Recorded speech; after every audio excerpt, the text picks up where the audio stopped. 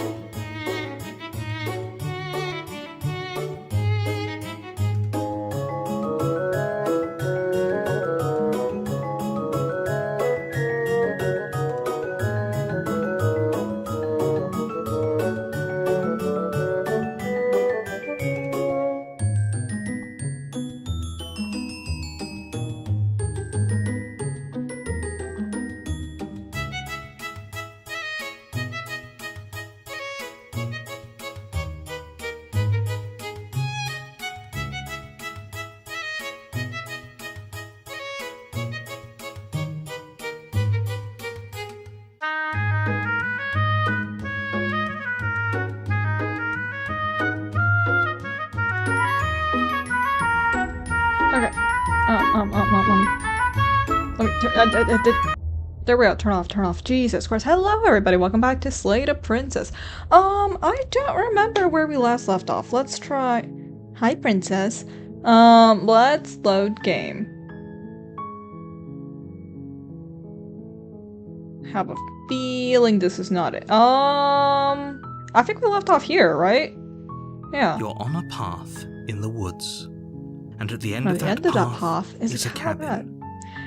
And in the basement of that cabin is a princess. I don't remember the cadence. You're here to slay her. If you don't, it will be the end of the world. The end of the world? What are you talking about? I'm talking about the end of everything as we know it. No more birds, no more trees, and perhaps most problematically of all, no more people. You have to put an end to her. How can a princess locked in a basement in the world? Don't linger on the specifics. You have a job to do here. Just get in there and do what needs to be done. We're all counting on you. Can't someone else do this? Oh, if only that were the case. But I don't make the rules. I have to say, I'm surprised at your reluctance thus far. But unfortunately for the both of us, you're the only one who can pull this off. Like I said, I don't make the rules, no matter how much I wish I did. Do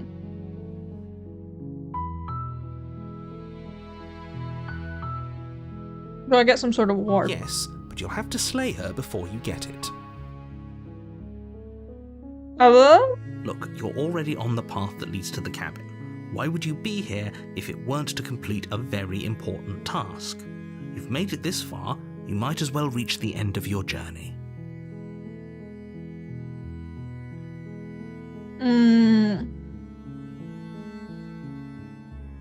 Forget it, I'm not doing this. Are you serious? No, you have to do it. Can you tell me what my prize is going to be for doing a good job? It's a secret, but I think you'll like it. It's a special reward, just for you. And whatever you think it might be, I can promise you it's going to be even better than your wildest imagination. No it fucking isn't. I'll tell you why I know it fucking isn't. Because literally anytime anyone's like, oh, better than your wildest imagination. No, your imagination is going to be able to come up with the best things you can ever have, right? Same reason why sometimes leaving things untold, unseen in horror stories is so much more scarier than if you show them the actual monster design. Because whatever the fuck your mind conjures up is more fucked up than whatever the fuck the author thinks it is gonna be, or the director, or the designer, or whatever, right? Because everyone has something that they themselves think is more fucked up than perhaps another person. Like, if you slapped a bunch of spider legs on there, I'm gonna be like, oh jeez. But, you know, someone who really likes spiders is not gonna see that as a bad thing. So, you know, no, it's not gonna be even better than my wildest imagination. Also, I know what the fuck it is.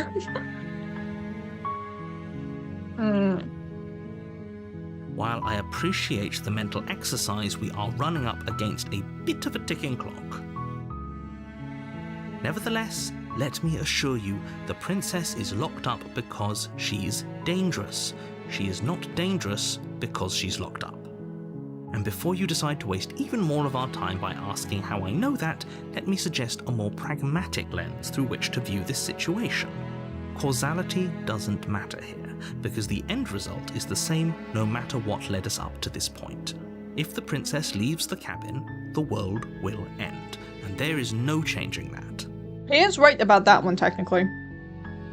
It's no use arguing semantics over a metaphorical chicken or egg, because the egg is hatched and it's about to ruin everything. Unless, of course, you do your job and slay her.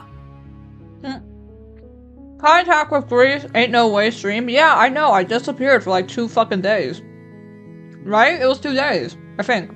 Yeah, I don't think I streamed Sunday either.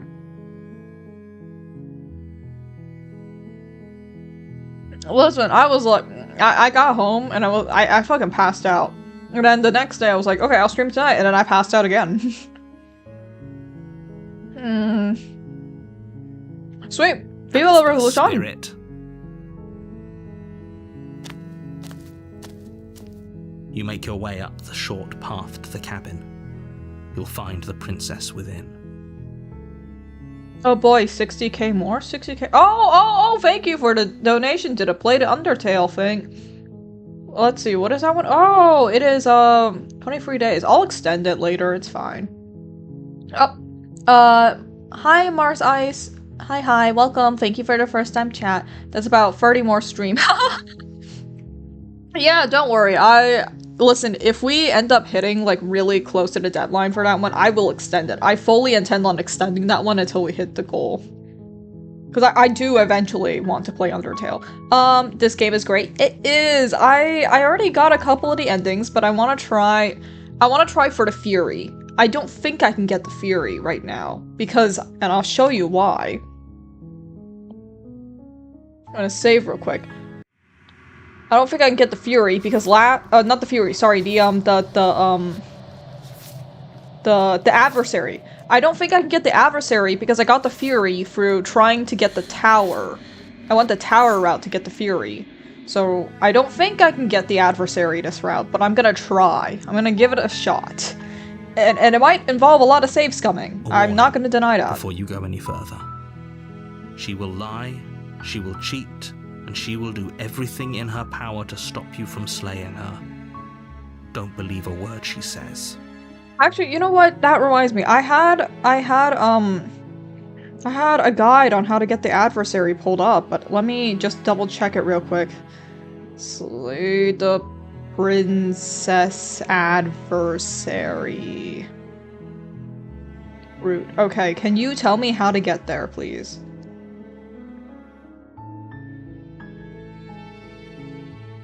Okay.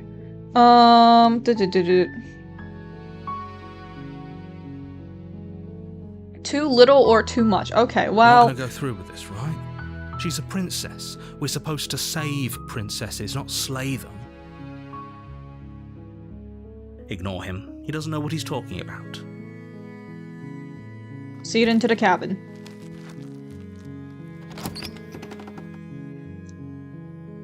Okay, so we have to take the knife. The interior of the cabin is almost entirely bare. The air is stale and musty, and the floor and walls are painted in a fine layer of dust. The only furniture of note is a plain wooden table. Perched on that table is a pristine blade. The blade is your implement. You'll need it if you want to do this right. Alright, let's take the we're taking the blade because apparently I have to do it. Take the blade from the table. It'd be rather difficult to slay the princess and save the world without it. Enter the basement.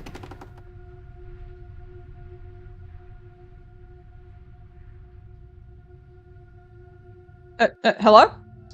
The door to the basement creaks open, revealing a staircase faintly illuminated by an unseen light in the room below.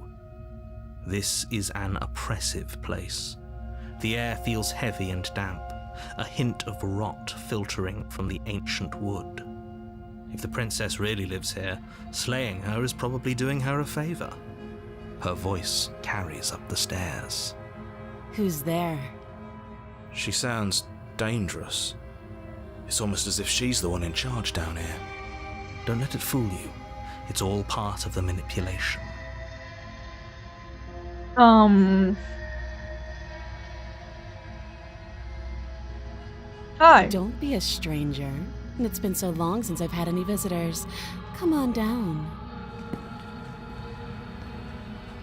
You walk down the stairs and lock eyes with the princess. There's a heavy chain around her wrist, binding her to the far wall of the basement. She's so coldly beautiful. Is she really a threat to the world? Focus on the task at hand. And there you are.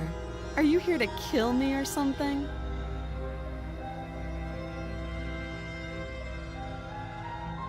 What? No way. Why would you even think that? That giant knife you're holding kind of gives it away, doesn't it? You're right. It is a pretty big knife. I will give you that. The blade. Of course she doesn't want to talk. Who'd want to have a conversation at knife point? We should drop it. Don't you dare. It's fine. We can decide what we want to do after we talk to her. Maybe she really is a monster, but killing someone in cold blood isn't very becoming of us. So I can also drop the knife.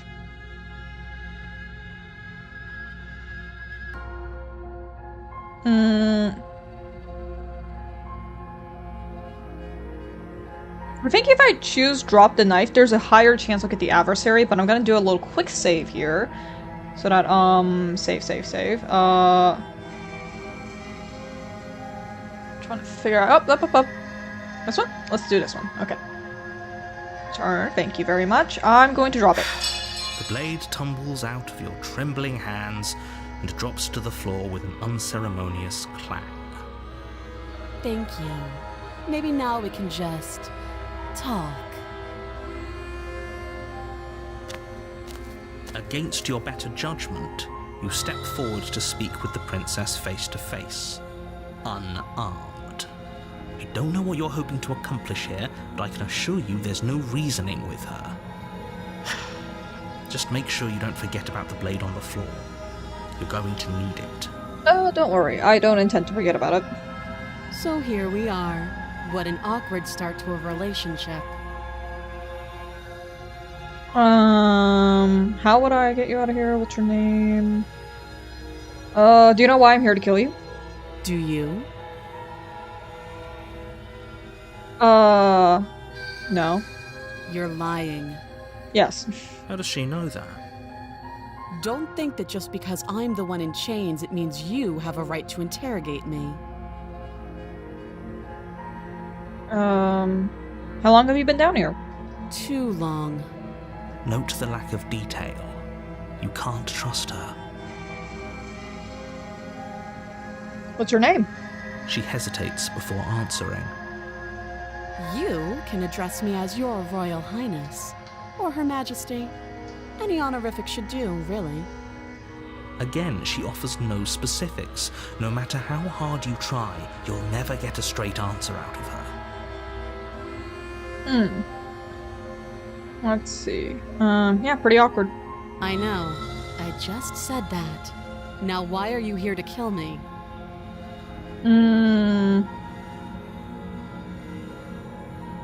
I have my reasons. Do you think I'd just come here to kill someone without even knowing why? That'd be ridiculous. And yet, you hesitated the moment you saw me. And you dropped your knife. If killing me was really that important, you'd have a little more gumption, don't you think? I got plenty of gumption. So, someone put you up to this, right? And whoever it is, it's probably the same someone who shoved me into this dark pit and chained me to a wall. That's a fair question. Who chained her in this basement, and if she's so dangerous, how did they manage to trap her? And why have we been left to do their dirty work? Don't give away the game, and don't let her distract you. That's exactly what she wants. I'm right, aren't I? So who put you up to this? How do I get out of here? You can't. Don't bother. I'm guessing you don't have the key then. I'm sure there's a key somewhere around here, and if there isn't... well, we can always put that knife to good use. Her sharp eyes settle on the edge of the blade. She isn't suggesting what I think she's suggesting, right? She is. I'm sure of it. Okay, we talked enough. Oh, have you decided what to do with me? You know why you're here. Okay. Yeah, I'm gonna slave.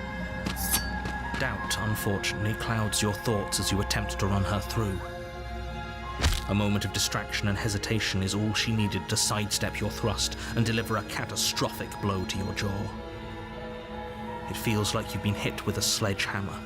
You can feel bone grinding on bone where your jaw has been fractured. Though she's unarmed, the shock of that first strike is enough to stagger you, putting you and the princess on somewhat equal footing.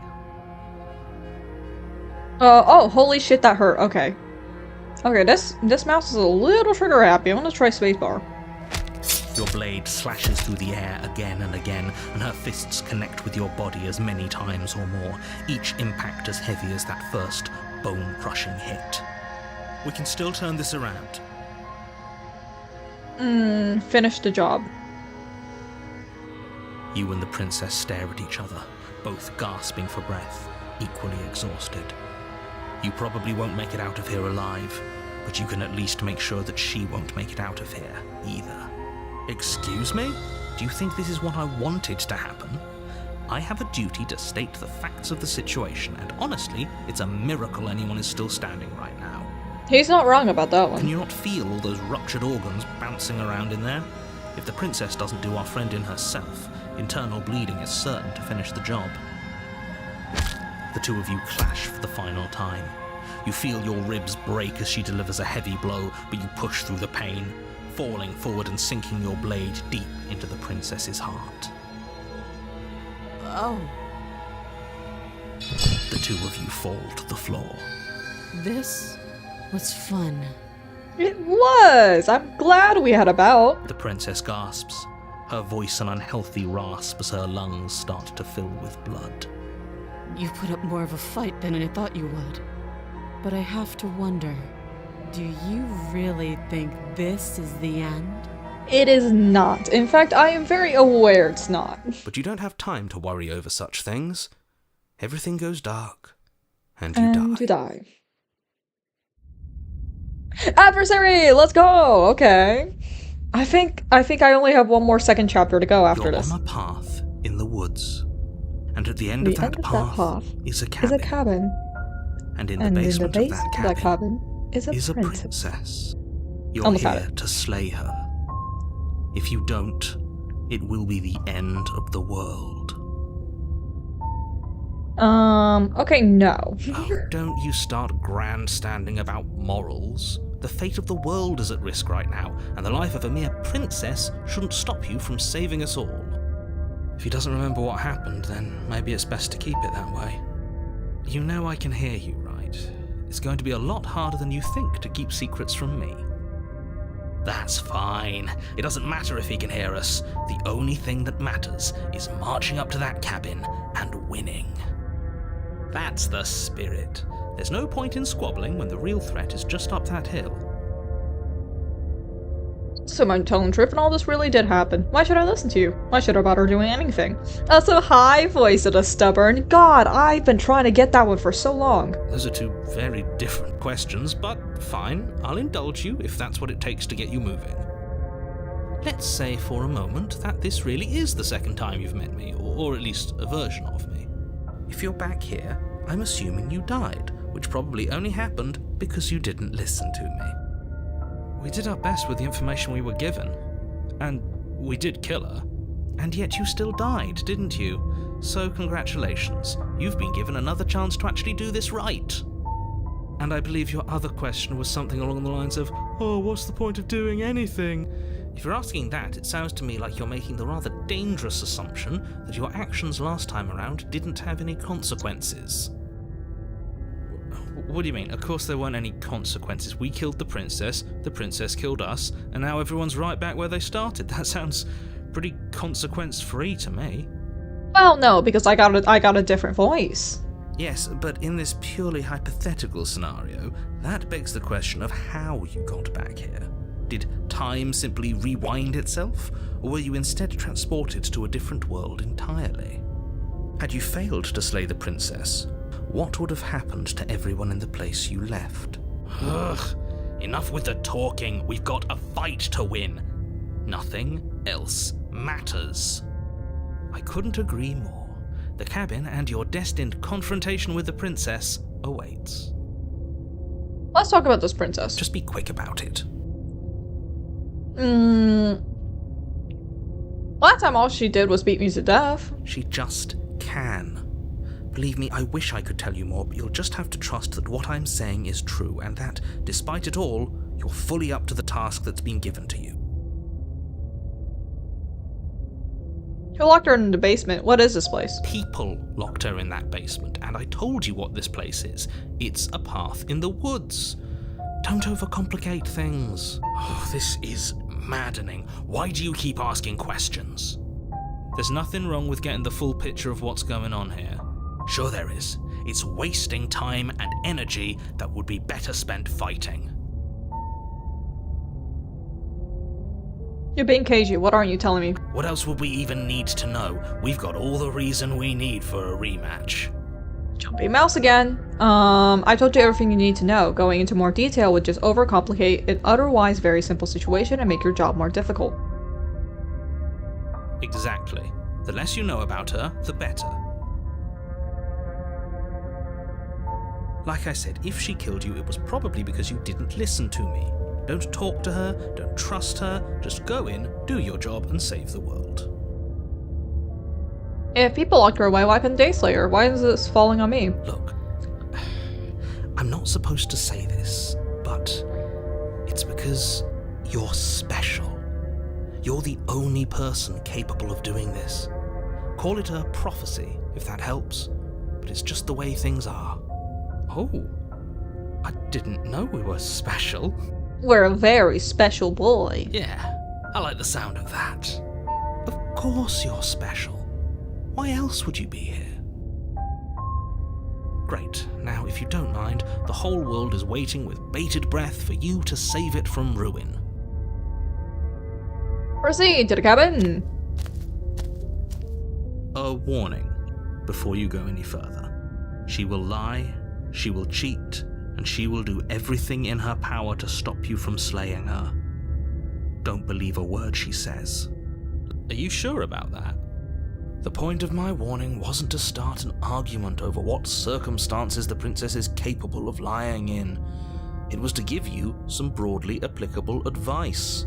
The princess will do and say whatever she thinks it will take to get her out of there. So don't trust her. Ever. Are we clear? Crystal, let's just get on with it already. Let's go. The cabin is tighter than its exterior would suggest. Its cold stone walls press in on you, as if trying to forcefully direct you towards your destination. The only furniture of note is a black iron altar with a pristine blade perched on its edge. See? Even the cabin has the right idea. Let's get moving. The blade is your implement. You'll need it if you want to do this right.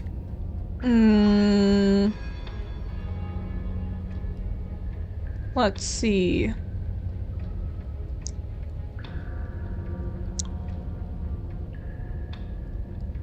He didn't say anything about the mirror on the wall. That's because there isn't a mirror. There's the altar, the blade sitting on the altar, and the door to the basement. There's nothing else in here. There's definitely a mirror. There isn't. You already wasted so much time in the woods. Who even cares if there's a mirror? I don't care. I want to look at myself. I want to see how handsome I am. I care less about that and more about whether we're being lied to.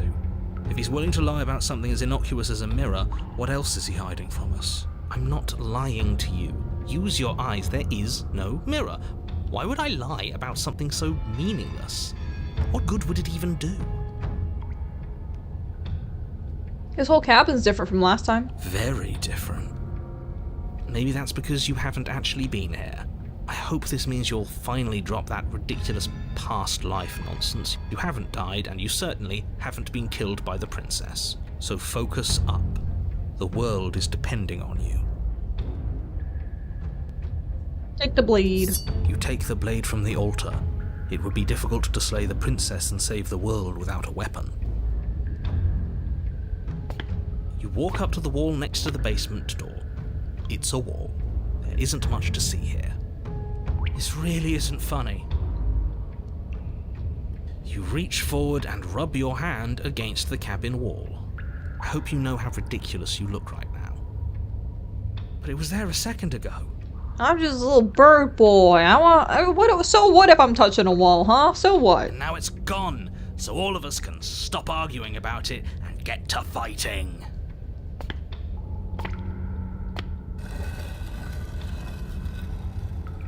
Very cool. The door to the basement creaks open, revealing a rough stone staircase, its walls pressing at your sides and tightening as you descend. The air seeping from below is heavy and oppressive, with an almost sulfuric odor to it. If the princess lives here, slaying her would probably be doing her a favor. Her fierce voice carries up the stairs. Is that another challenger? Finally. It's been ages since I've had a good fight. This isn't what she sounded like last time. Her voice is a little deeper, almost threatening. Good. Sounds like my kind of princess. Exactly, it is your kind of As much princess, as I actually. appreciate the enthusiasm, just make sure you don't let your bloodlust get to your head. You need to stay focused and keep your wits about you. Remember, you're here to slay the princess, not to have a good fight. We can do both. As you descend the final step, the form of the princess comes into view. A large shackle leading from her wrist to the basement wall. It looks like she could rip those chains out of the wall without a second thought. Oh, it's you again. I'd been hoping you'd find your way back here. Good to see that death doesn't stick for either of us. And you brought your little knife, too. Yes! I'm going to have fun breaking you into little pieces. We heard all that, Mr. Narrator. This is a lot different than last time, but last time definitely happened. Okay, fine. Let's say for a moment I believe you. For all we know, whatever happened to you last time was just a fluke, and beyond that, do you know who doesn't remember anything that happened last time? Me. I don't remember what happened last time. Are you okay? Of course I'm not okay. As far as we're all concerned, the fate of my world is still very much on the line. Not all of us have the luxury of jumping over to a parallel universe the second we die.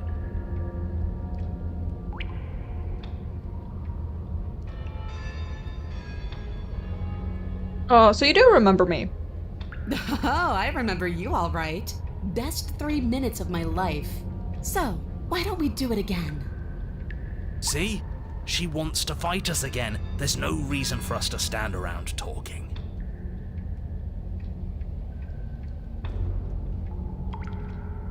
I'm not saying I'm not here to fight, but I think two of us have a few things to unpack first. Like, how we're both still alive. What is there to unpack? I was dead and now I'm not, and the same goes for you. There. Unpacking done. Don't you get it? We've been given free rein to wail on each other. Forever. Couldn't have said it better myself. Hi, Raijin, welcome! I'm here to watch. Oh yeah, have fun. I don't know what happens from this chapter onwards, cause we're gonna hop back to the menu real quick.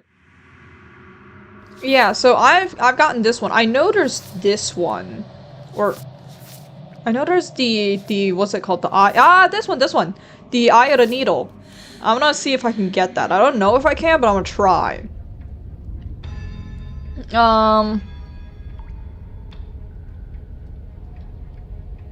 I haven't decided what I'm doing yet.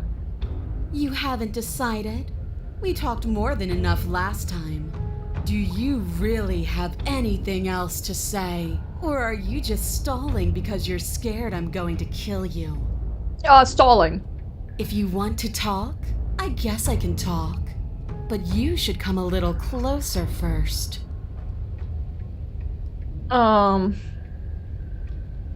Okay, let's say you look different first. You look exactly the same. Do I? Alright, let's step closer. Blade held tight in your hand, you take a cautious step towards the princess. You stop a few feet short of her reach, her chains taut as she stares down at you. She's a lot bigger than I thought she was. Hey, no problems with that. Why do you sound so scared? We can take her. In a fight, right? Well, what do you want? Because every second we waste talking is a second we could spend killing each other instead. She's not wrong. Oh, hi, Imperium. Ooh, which endings now? I'm going for the Eye of the Needle. So I hit the adversary. This is the adversary, and that's what I wanted. But I want to go to the third chapter now, which is the Eye of the Needle, because that's also one that I haven't gotten yet.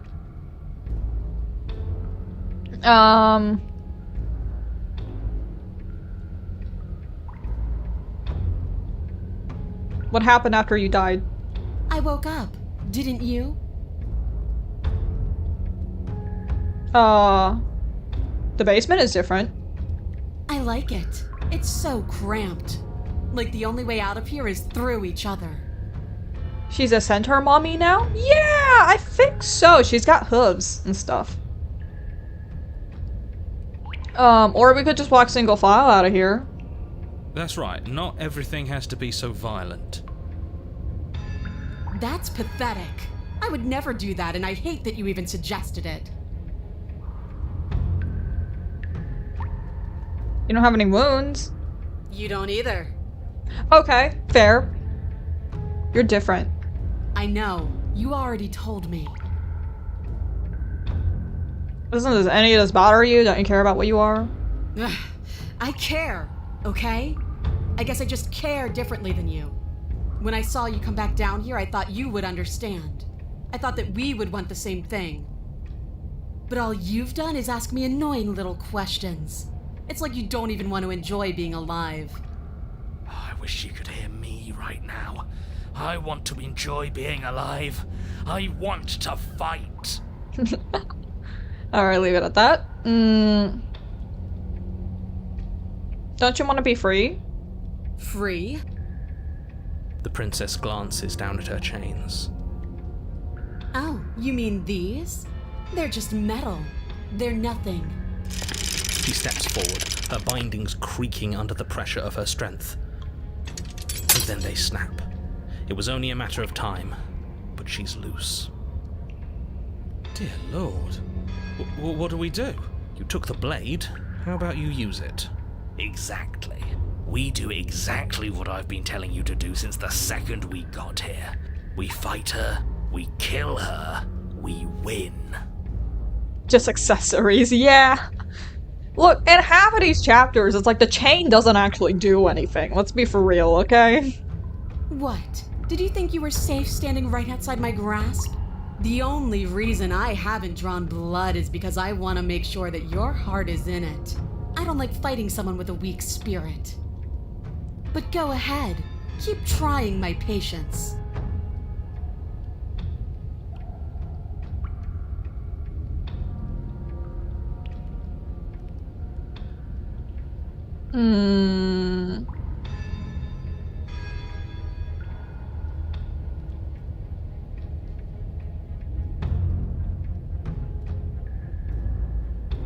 Okay. I am actually going to go into the autosave. I have a feeling. I have a feeling I fucked it up a little back there. This is the earliest it's gonna get me.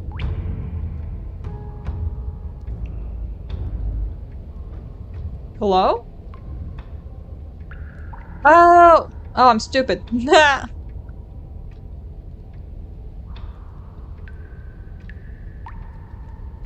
Okay. Leave it at that.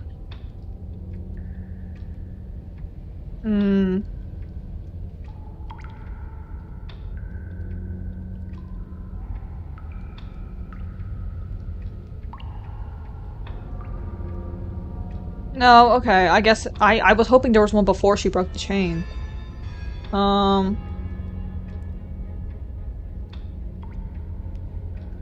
This path is already worn by travel, and has been seen by one of my many eyes. You cannot walk it again. Change your course. Wait, what? Huh? Excuse me? Okay, fine.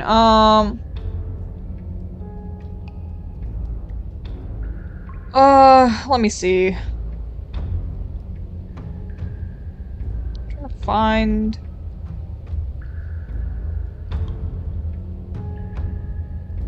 any outcome of this, trying to- Oh, fight her with the knife on your first go. Okay.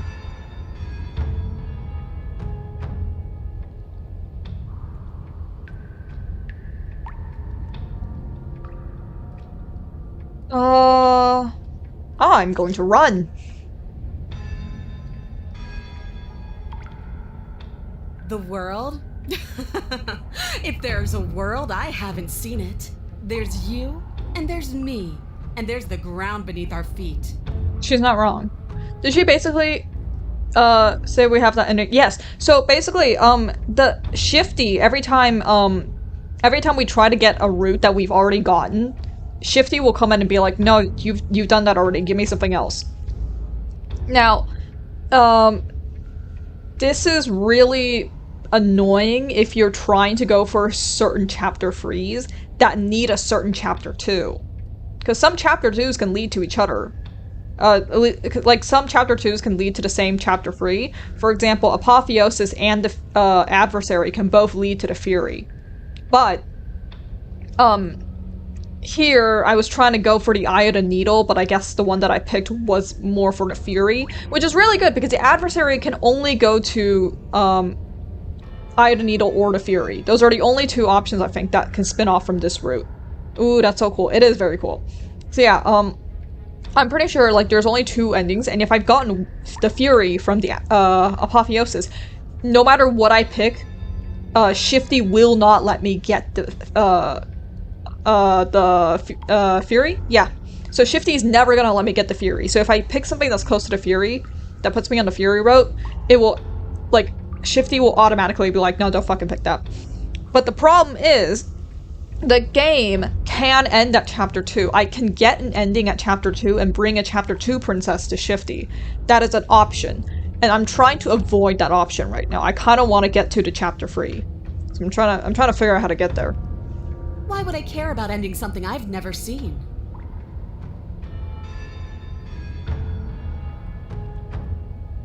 We don't. Because I know why we're here. We're here to kill each other. We're here to kill each other?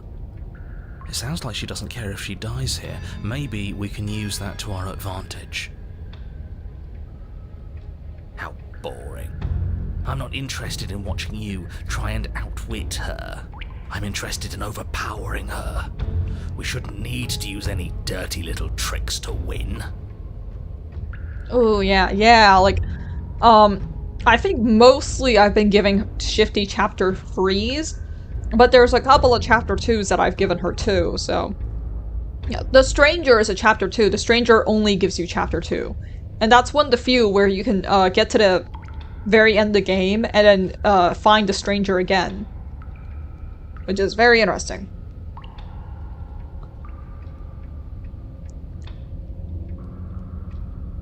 I don't mean why are we here accidentally, I mean literally, why are you in this basement? Who sent me here to kill you? Why me? Why you? There are answers out there and we need to find them.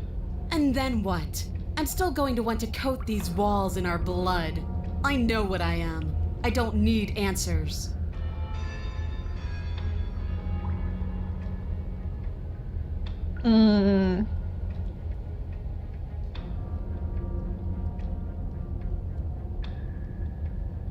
Alright, fighter.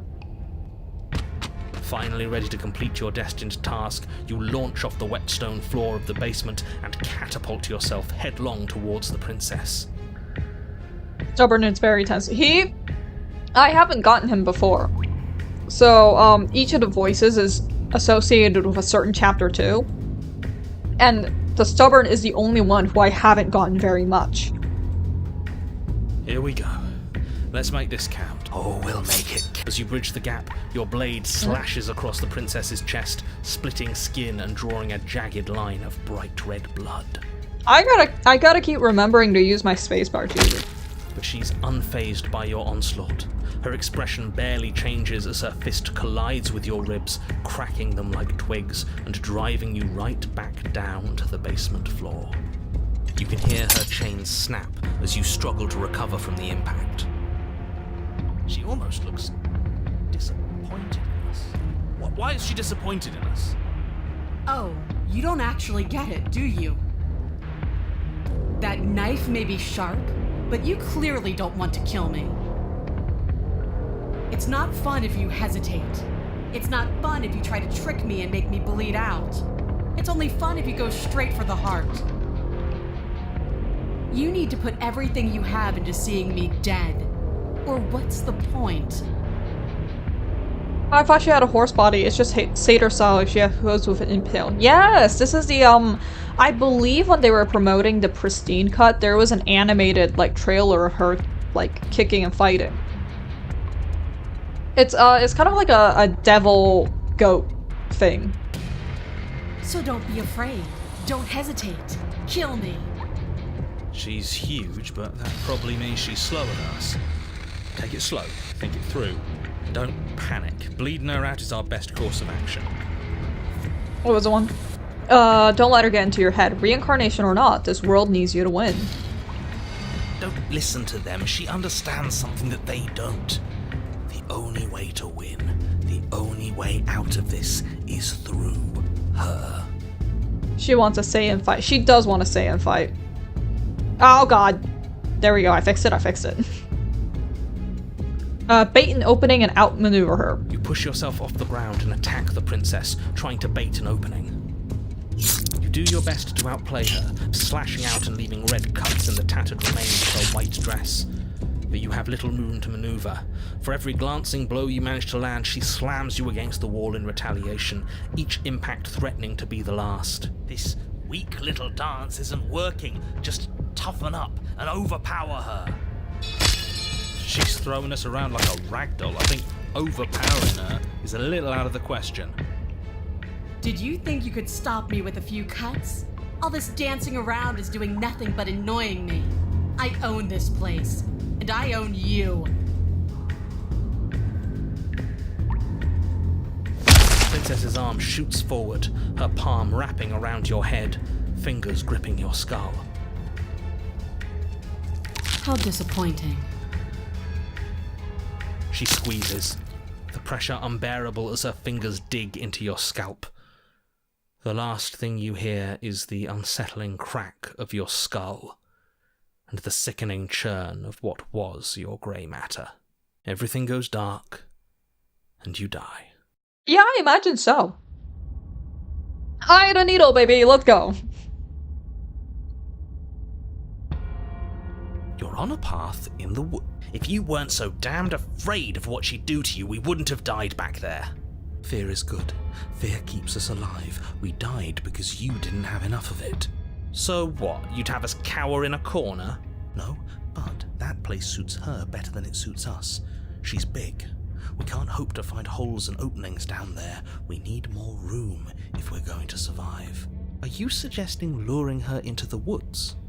Do you have any idea how dangerous that would be?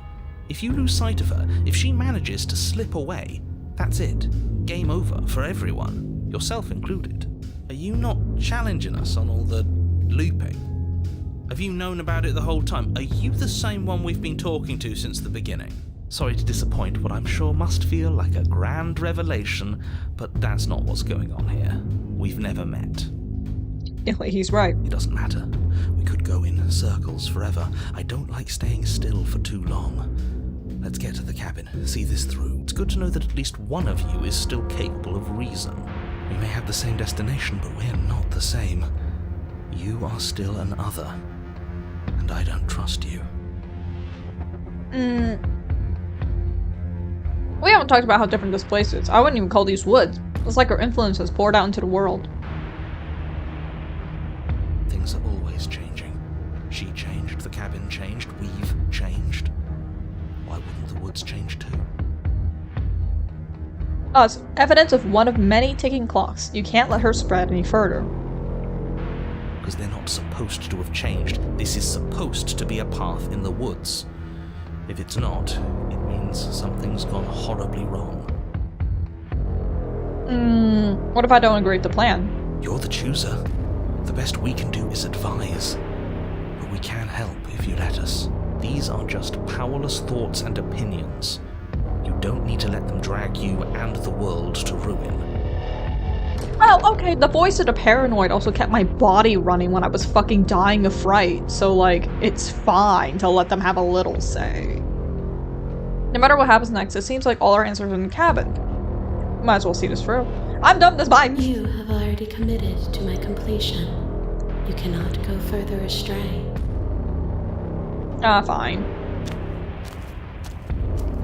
It isn't long before you find yourself at the end of the path, staring up the hill at the cabin. I hope you've given serious thought to your predicament. No last advice for us? No words of warning? From what I gather, you've heard it all before. There's no use screaming into the wind.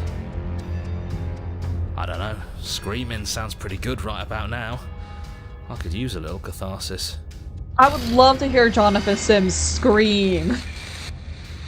Just in as many different ways as possible. Just be like, okay, now how do I scream as a hero? Now how do I scream as a stubborn? I loved him, yeah. Catharsis is for when we're finished. For now, if we need to hold it out in front of us, something to chase. I think, like, if I had to pick my favorite voices, it would be the voice of the contrarian and then the voice of the paranoid. Just because I listen, the heart, lungs, liver, nerves, that fucking rhyme, not rhyme, but like that fucking, like, repetition is stuck in my head. I cannot get it out of my head. It's so catchy. The interior of the cabin is suffocatingly tight, more of a glorified tunnel than a building. Its stone walls squeeze against your sides, leaving you no choice but to press forward.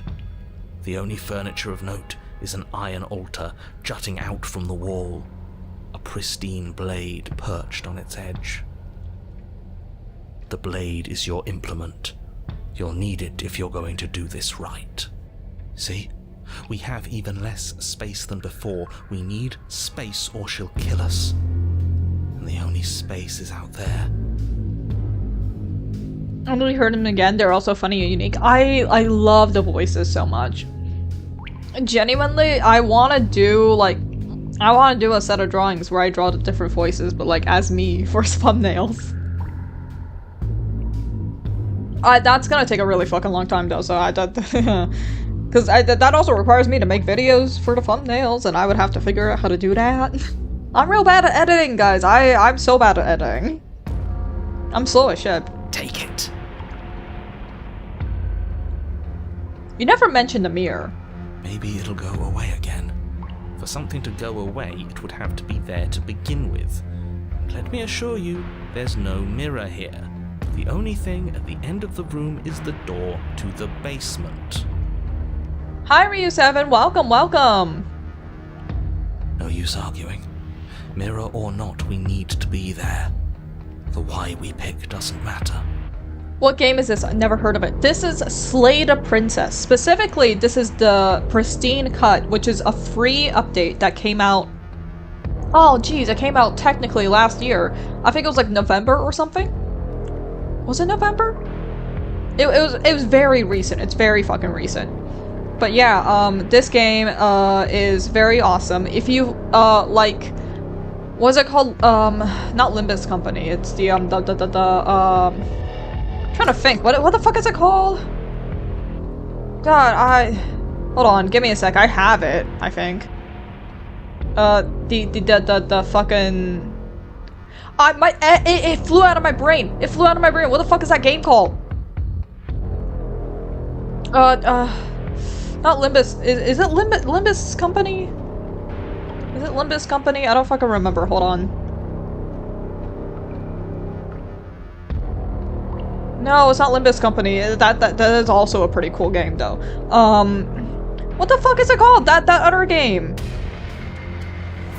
Hold on. I need to open Steam. I have it. I have the fucking game. I just don't remember what it's called. What's my library? Hold on.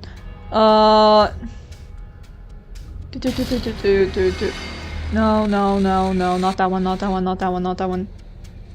Huh? Why not have it? I have it. I paid for it and everything, brother.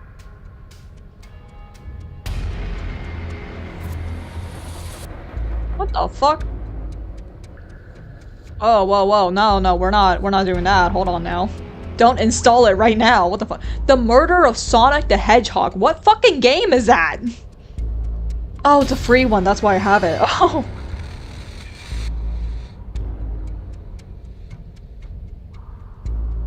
Where is it? I swear to God I had it. Disco Elysium! It's like Disco Elysium. Okay, there we go. Jesus, took me forever. Yeah, so this is a cool game. It's like Disco Elysium. You've got like lots of narrative stuff going on. Oh, yeah. Yeah, it's you got a lot of narration stuff going on, and it kind of fucks with the narration and the meta a little bit. But it's really cool. And the fun thing is, you can kind of just play for a really long time and get different endings. Like, there's a lot of things that I haven't done yet, and I play this game quite a lot now. I agree with the freak. Let's get a move on already. And worst comes to worst, we can smash it. And I've said this before, the voice acting in this game is fucking awesome because there's only 2 voice actors. There's a voice actor for all of the voices and the narrator, and then there's a voice actor for all the princesses. Only 2, but they still managed to make them sound very different, so it's very good. Yeah, on Steam it's super positive. Alright, cool. Yeah. Slay the Princess. Oh god, I closed it. Slay the Princess is really cool. I highly recommend it. Like, Genuinely, this is so fun. Also, it's really nice if you're streaming and you don't want to talk a lot. The deep noise that keeps playing just triggers my memories of fear and hunger. Oh, dude, don't fucking... I get so many noises make me think of fear and hunger. Like fucking bell noises. I'm like, fuck, fear and hunger, fear and hunger. God, that fucking game. I'm gonna have to go back to that game one day. You take the blade from the altar. It would be difficult to slay the princess and save the world without a weapon. Good. There's no overcoming her without it. We need every part of us to survive, and that steel claw is as much a part of us as any. Approach the mirror. You step forward and approach the door to the basement, hesitating before you open it, as if you don't see it. You're rather committed to the bit, aren't you? The door's right there, it's right in front of you. Oh, brother, I only know how to commit to a bit, bitch. That's how this works. This really is just like last time. Well, I love it. The thing about Fear and Hunger is it just takes so much out of me because it's like, it is very much like a dungeon crawler where if you die, you kind of just have to do the entire thing all over again. It's like, oh jeez. I don't know if I have the stomach for that, I'm not gonna lie. Like with Binding of Isaac, I can at least be like, oh, it's not that bad. But Fear and Hunger is very like, oh shit. If you want to get an ending, you gotta really try hard for it. See that one, it's the noise. Yeah, no, I know exactly what you're talking about, because, oof. To be fair, it builds the atmosphere very well. The music direction of this game is also very well done, I have to admit that one. It smells nothing, it's still there. Smash it! You bring your fist crashing down against the door leading to the basement. It swings open, scraping against the floor as it reveals the dim path ahead. Yeah, I think this is one of the routes where, like, it really sounds like Fear and Hunger. And which makes sense, because this is the route where you're fighting in, like, a deep, dark cave and stuff. There's also another one that I want to get after this, hopefully. Why am I not surprised? I'd like to be able to get it today. I don't know if we will, but I'll try. It was in our way, and now it's not. That's all that matters. The stinger. Yeah, the stinger sound. I love, like, audio cues, you know what I mean? Like, where it's like, oh, you hear that, you know something's gonna happen. Now, that's not always the best, because sometimes I turned the volume down a little bit, so, like, you know, sometimes it's not great. If you ever see me play Minecraft and, like, I have the subtitles turned on, it's because I don't turn the, I don't turn my game sounds on sometimes. Before you is what may as well be a sheer cliff face. There are enough footholds that you'll be able to clamber your way to the bottom, but it will require careful effort. I have to get props to the design of, like, the cabins, too. Like, the environment design is very good in this game. It does! It's a sound that it makes when, like, Nashira summons a big thing like the a-hole. I know what you're talking about. I haven't played it myself, though. So that one is kind of... Or the tree approaches. Oh, yeah. To me, it kind of sounds like, you know how, like, the beginning of the battle, like, there's a little, like, ringing sound? It reminds me of that sometimes. The air hissing up from below is warm and wet, like the breath of an enemy locked in close quarters. If the princess lives here, slaying her is probably doing her a favor. Yeah, like, one of the things that, one of the reasons why I prefer doing environments and backgrounds in digital art and not traditional art is because doing, like, stuff like this where you have to plan out dimensions is really hard. In like, digital art, you have layers that you can kind of, like, hide and, like, control delete stuff. And in actual, like, paper, pencil, and pen, like, this is a lot harder to plan out, so I have to give him props for that. Do you have more fight in you than last time? That was such a disappointing show. I know you can do better than that. Can we? Yeah. Go to her. Rile her up. If she's angry, she'll make mistakes. You wanna fight? How about you come and get one? Yeah, come fight me. That's not how this works. I'm all chained up, remember? How about you come down here and fight me? You can break the chains, brother. I know you can break the chains. Those chains were nothing to her last time. Exactly! Thank you! There'll be nothing to her this time. But we need to show ourselves first to make her boil over. I know, the cabins look so unique. They're pretty... It's just like... It's something that, like, adds to the atmosphere of the game, right? Like, Sure, they could have gone a little bit lazier, maybe not done this much. They could have, like, maybe, not altered it that much, like, but, like, it shows, it adds the atmosphere, like, every little bit of polish counts in stuff like this. Fine by me. You've nowhere to go but down. You start the difficult journey, gripping the stone, lowering yourself foot by grueling foot. But soon, there is solid ground beneath you. Which brings me to the stranger's cabin, too. Because that one's born from straight up fucking leaving, the cabin in chapter 1, I believe it is. And the thing about that one is that, it fucks with you a little bit, because it starts changing your background of, like, the forest and the cabin and stuff, even before you've entered it. Which is fucking insane, right? I think she's the only chapter 2 princess to do that, where she affects outside of the cabin and, like, the forest. Which is also why she's, like, such a special princess that she shows up at the very end of the game sometimes if you get her the first time around. Remember, every crack and crevice will need to be faster than her. Which is also fitting, because the voice that's associated with the stranger is the voice of the contrarian, who exists to defy rules, so, nah. You turn to face what lies at the end of the narrow tunnel. The princess, imposing and tightly muscled, grins back at you from the darkness. Hi, princess. You look very scaly today. Her face widens into a broad grin.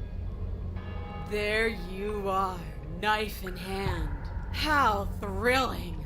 Attack me, bleed me, twist the blade in my flesh. Break your bones against my body. I want a real challenge this time.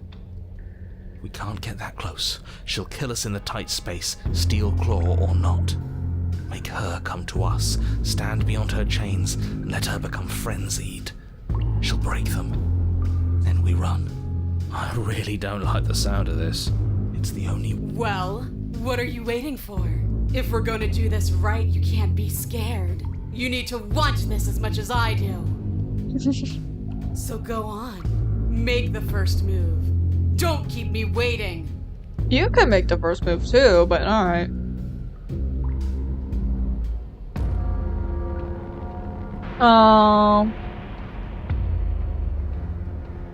Let's talk a bit first. We can always fight when we're done, but I have questions. I want to know what happened after you killed me.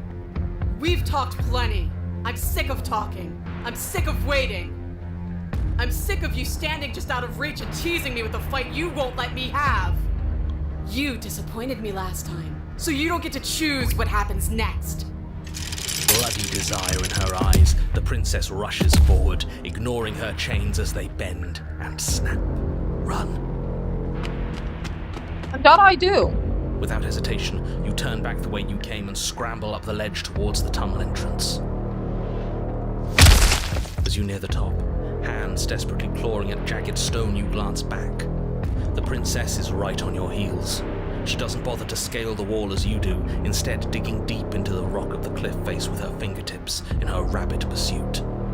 Anywhere you go, I will follow. Good. You reach the ledge and hoist yourself up into the tunnel, the cabin door finally in sight, at once within your grasp and infinitely distant.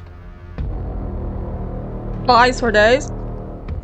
Dude, the kind of workout I would have to do to get those finds, I would die.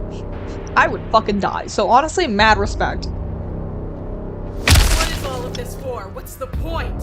You and I are always going to end in violence, so why bother to run? I know what I am. Why can't you be the same?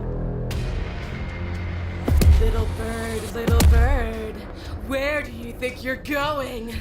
We're almost there. Don't think about almost. We're there when we're there. And we'll take the fight with us. Your skin hums tight with adrenaline as you burst through the cabin door and roll onto the grass. You glance back at the cabin as the princess, singular in her desire to destroy you, explodes through the doorway. You are walking a dangerous path. If you waver once, it's all over. So get it right. There's nothing left to slow me down. Do you think this is better for you? Do you think this space gives you an edge? Then show me! Show me that you've been worth all the room you've taken up in my head! Damn, I live in your head rent-free. Do it! Be swift, strike true, be where she's not. Let your body move you.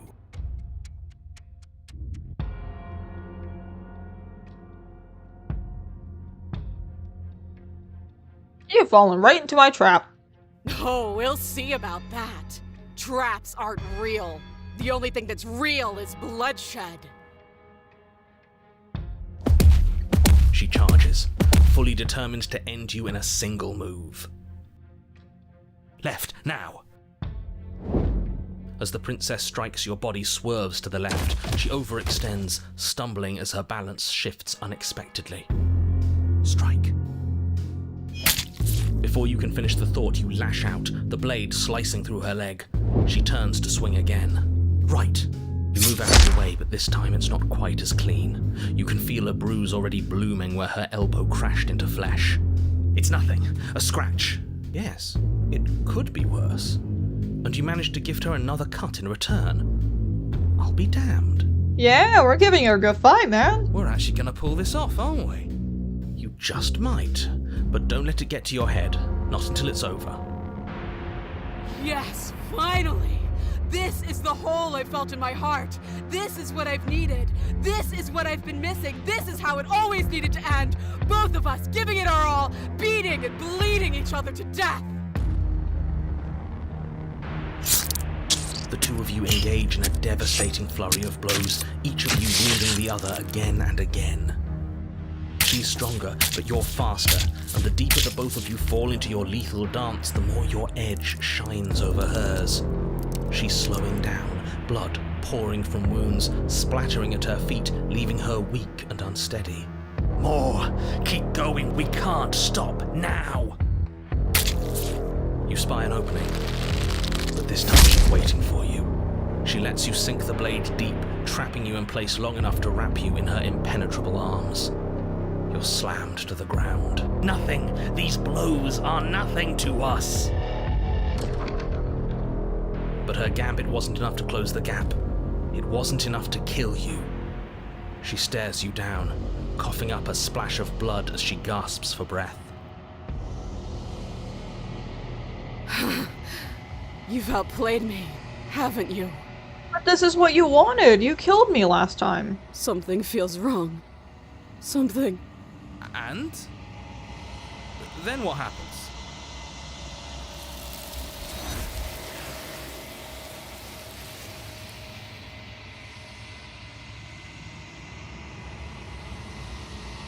But you do not have the chance to respond. Nor will you ever. It's time for you to leave. Memory returns. She's gone. Where did she go? Should we try and find her? And there's that mirror again. Why is it here? Why now?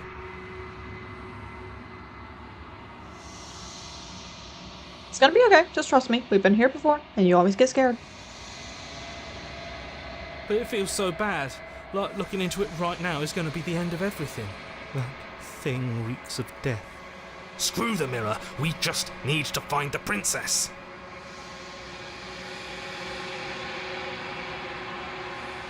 It's not the end. Whatever's on the other side's gonna be nice. Okay. If you say so. We'll trust you. I'd like to be somewhere nice. Maybe there'll be a good fight there. Maybe we'll find her again. Oh, you'll see her again, definitely.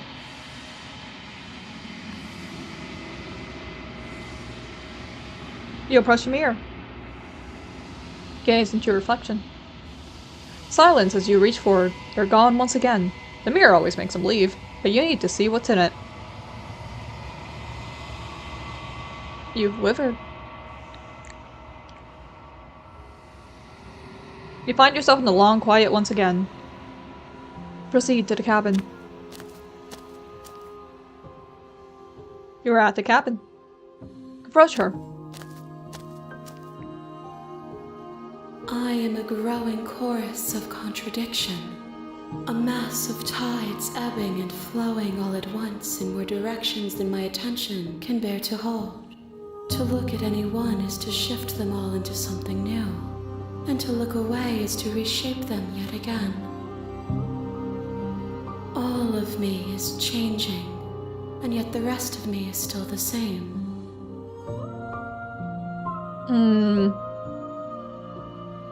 What do you think is so special? This one remembers a spark lost in time, and she would stop at nothing to reclaim it. She will make for a burning heart. Do not mourn her. She has finally remembered what she thought she'd lost.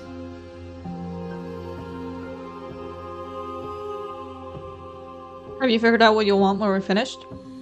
The desires of my multitude thrive in endless competition with themselves, but none of them rise above their dance to influence me. I yearn for what I have always yearned for, our awakening. Other desires shrink in the light of knowing you and knowing me.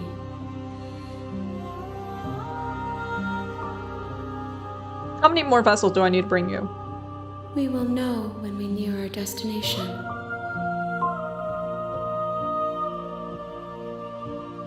Do you know what happens to the worlds we leave behind? My perspectives are shadowed. You have seen what I have seen, just as I have seen what you have seen.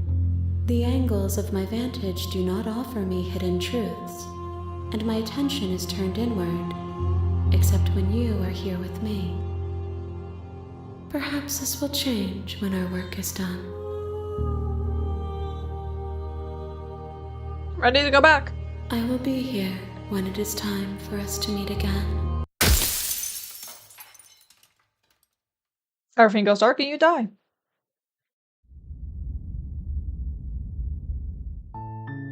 You're on a path in the woods, and at the end of that path is a cabin. And in the basement of that cabin is a princess. You're here to slay her. If you don't, it will be the end of the world.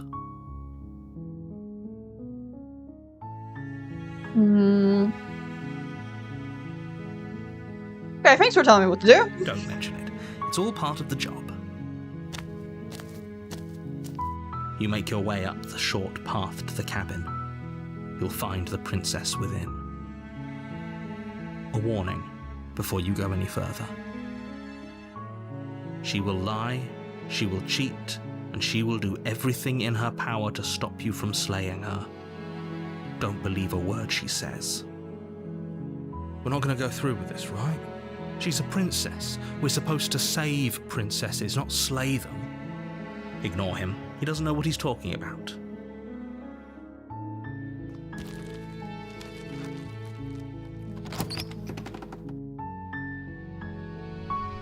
The interior of the cabin is almost entirely bare. The air is stale and musty, and the floor and walls are painted in a fine layer of dust. The only furniture of note is a plain wooden table. Perched on that table is a pristine blade. Ending is next. Let me see. Okay. So, we've gotten almost all of them. I only have 2 left, so I kind of want to try and get those tonight. Let's go for that. The blade is your implement. You'll need it if you want to do this right.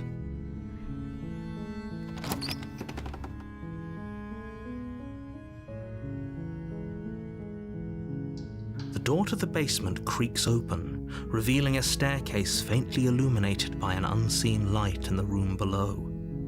This is an oppressive place. The air feels heavy and damp, a hint of rot filtering from the ancient wood. If the princess really lives here, slaying her is probably doing her a favor. Hello? Is someone there? It's hypnotizing. It's the kind of voice you only have to hear once to remember it for the rest of your life. Don't let it fool you. It's all part of the manipulation. You're playing a dangerous game by coming here unarmed. Just checking in on you. You are?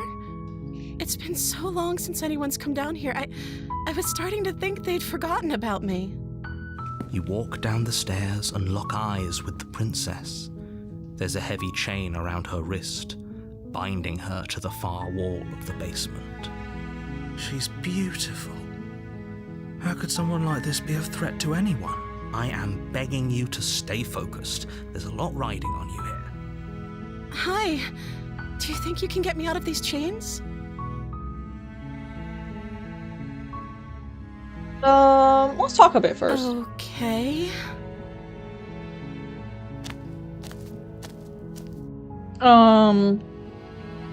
If I'm the first person you've seen in a while, what have you been eating or drinking? I don't see what that has to do with anything. This is the only time this is ever going to happen, but I agree with the princess. That's hardly relevant. Okay, but actually, what has she been eating? She has to eat, right?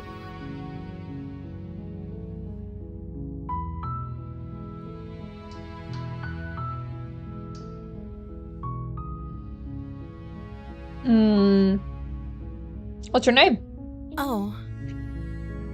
She pauses, carefully formulating her words before she responds.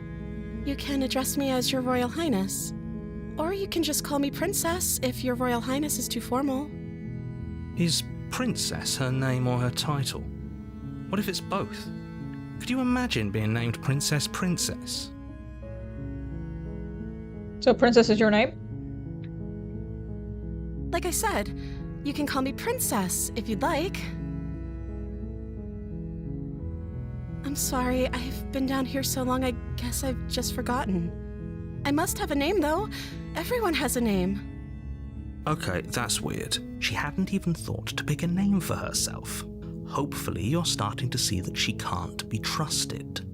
Go back upstairs, get the blade, and slay her before it's too late.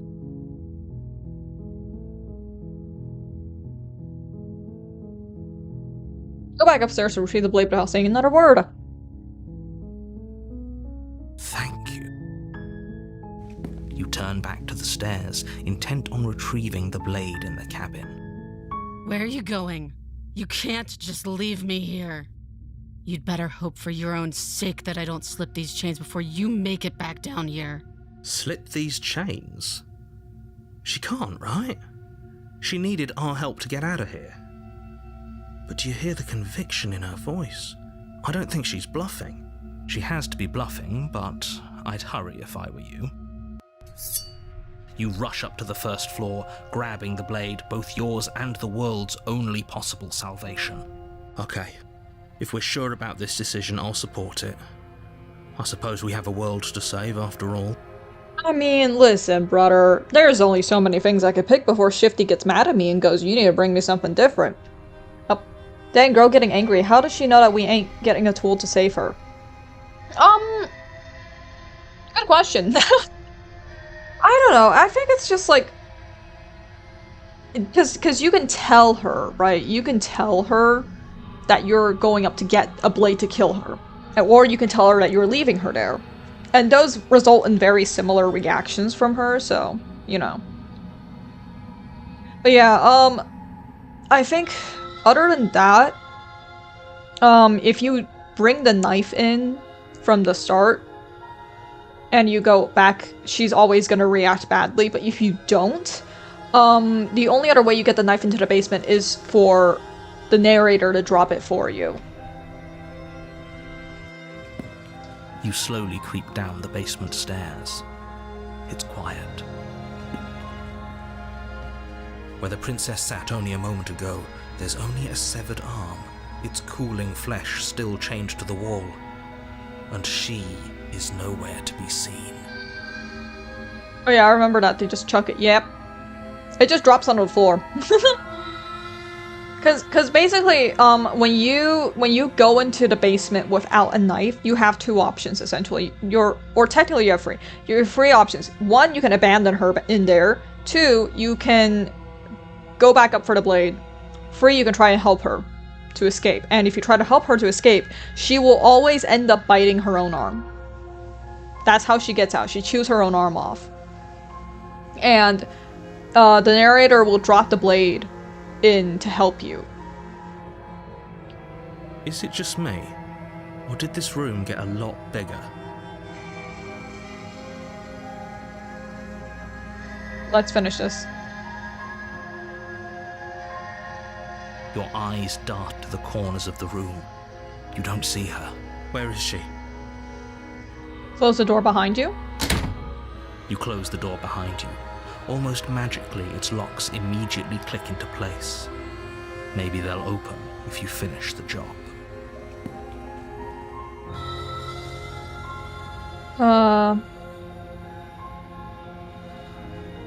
Investigate the arm.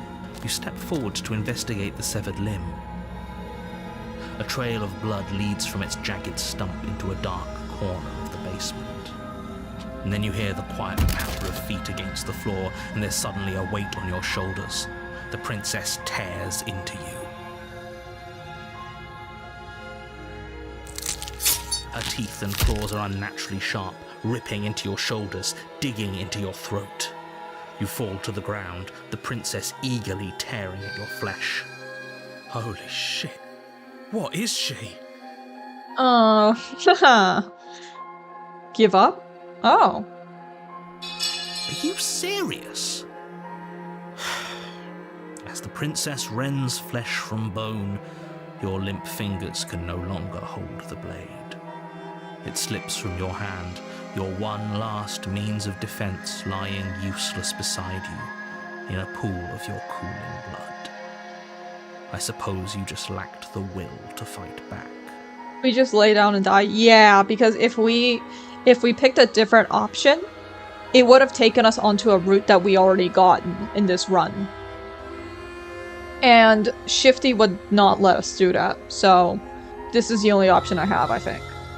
Because you could have a maximum of 5 in any run. Like, once you hit 5 princesses that you give to Shifty, you hit the end game. And you get to the ending screen where Shifty becomes a full goddess and everything, and yeah. So, yeah. This is the end, isn't it? I'm afraid it is.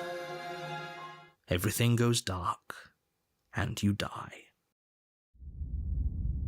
A beast! Okay. This is one that I actually know fucking nothing about. You're on a path in the woods, and at the end of that path is a cabin. And in the basement of that cabin is a princess. You're here to slay her. If you don't, it will be the end of the world.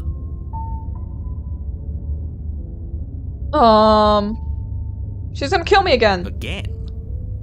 People don't die twice.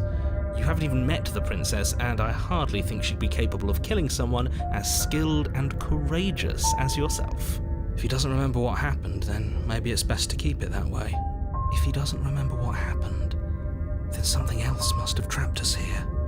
You're not trapped here. Nobody's forcing you to do anything, though the only sensible thing for you to do right now is march up to that cabin and slay the princess. He said the thing! Roll credits! Those are 2 very different questions, but fine, I'll indulge you if that's what it takes to get you moving. Let's say for a moment that this really is the second time you've met me, or at least a version of me. You died last time, which probably only happened because you didn't listen to me. We did our best with the information we were given, and yet you still died, didn't you? So, great, congratulations, you've been given another chance to actually do this right. And I believe your other question was something along the lines of, oh, what's the point of doing anything? If you're asking that, it sounds to me like you're making the rather dangerous assumption that your actions last time around didn't have any consequences. That's really funny, is that when he says, what's the point of doing anything? He's really good at making the narrator sound like he's doing a voice imitation. So he's doing a voice imitating a different voice, which is like really hard to do in my opinion. What do you mean? Of course there weren't any consequences. We were killed by the princess and now everyone's right back where they started. That sounds pretty consequence-free to me. Yes, but in this purely hypothetical scenario, that begs the question of how you got back here.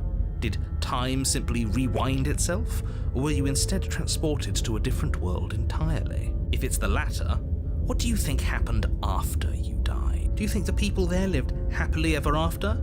Or do you think that the princess, left unhindered, brought about the end to everyone and everything, just like I told you she would? All the more reason to keep our wits about us, should we even return to the cabin. We could find a safe little hole somewhere instead. I'm not gonna lie, the Hunted is one that I also am not very familiar with because he didn't show up in most of my runs. I think it's because I just don't tend to pick options that bring the Hunted or the Stubborn with me. But, you know, I kind of don't know much about this route and this line of chapters, so not too sure what's gonna happen here. You have to go to the cabin. If you don't slay the princess, she's going to end the world, which you're always going to be a part of, even if you're cowering in a hole. There's no escaping your responsibility here.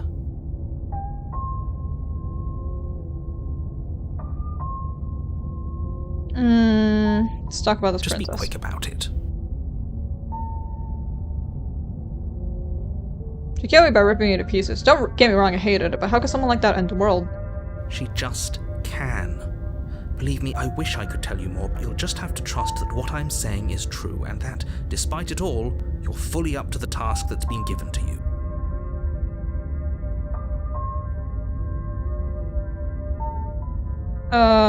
People locked her in that basement, and I told you what this place is.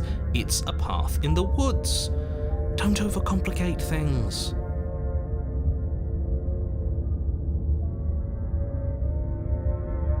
Alright, I think that's good. Now, if you don't mind, the whole world is waiting with bated breath for you to save it from ruin. Proceed to the cabin. A warning before you go any further. She will lie, she will cheat, and she will do everything in her power to stop you from slaying her. Don't believe a word she says. Does a cat lie to a cornered mouse when it plays with its freedom? Or is it just acting out its nature? I don't see why that matters. A lie's a lie, and if anything, she's the one who's cornered. She could have gotten out of there whenever she wanted to. We should trust nothing that she tells us, only what we hear and smell. That's a very roundabout way of saying that you should listen to me and take this seriously. No, it isn't. Maybe.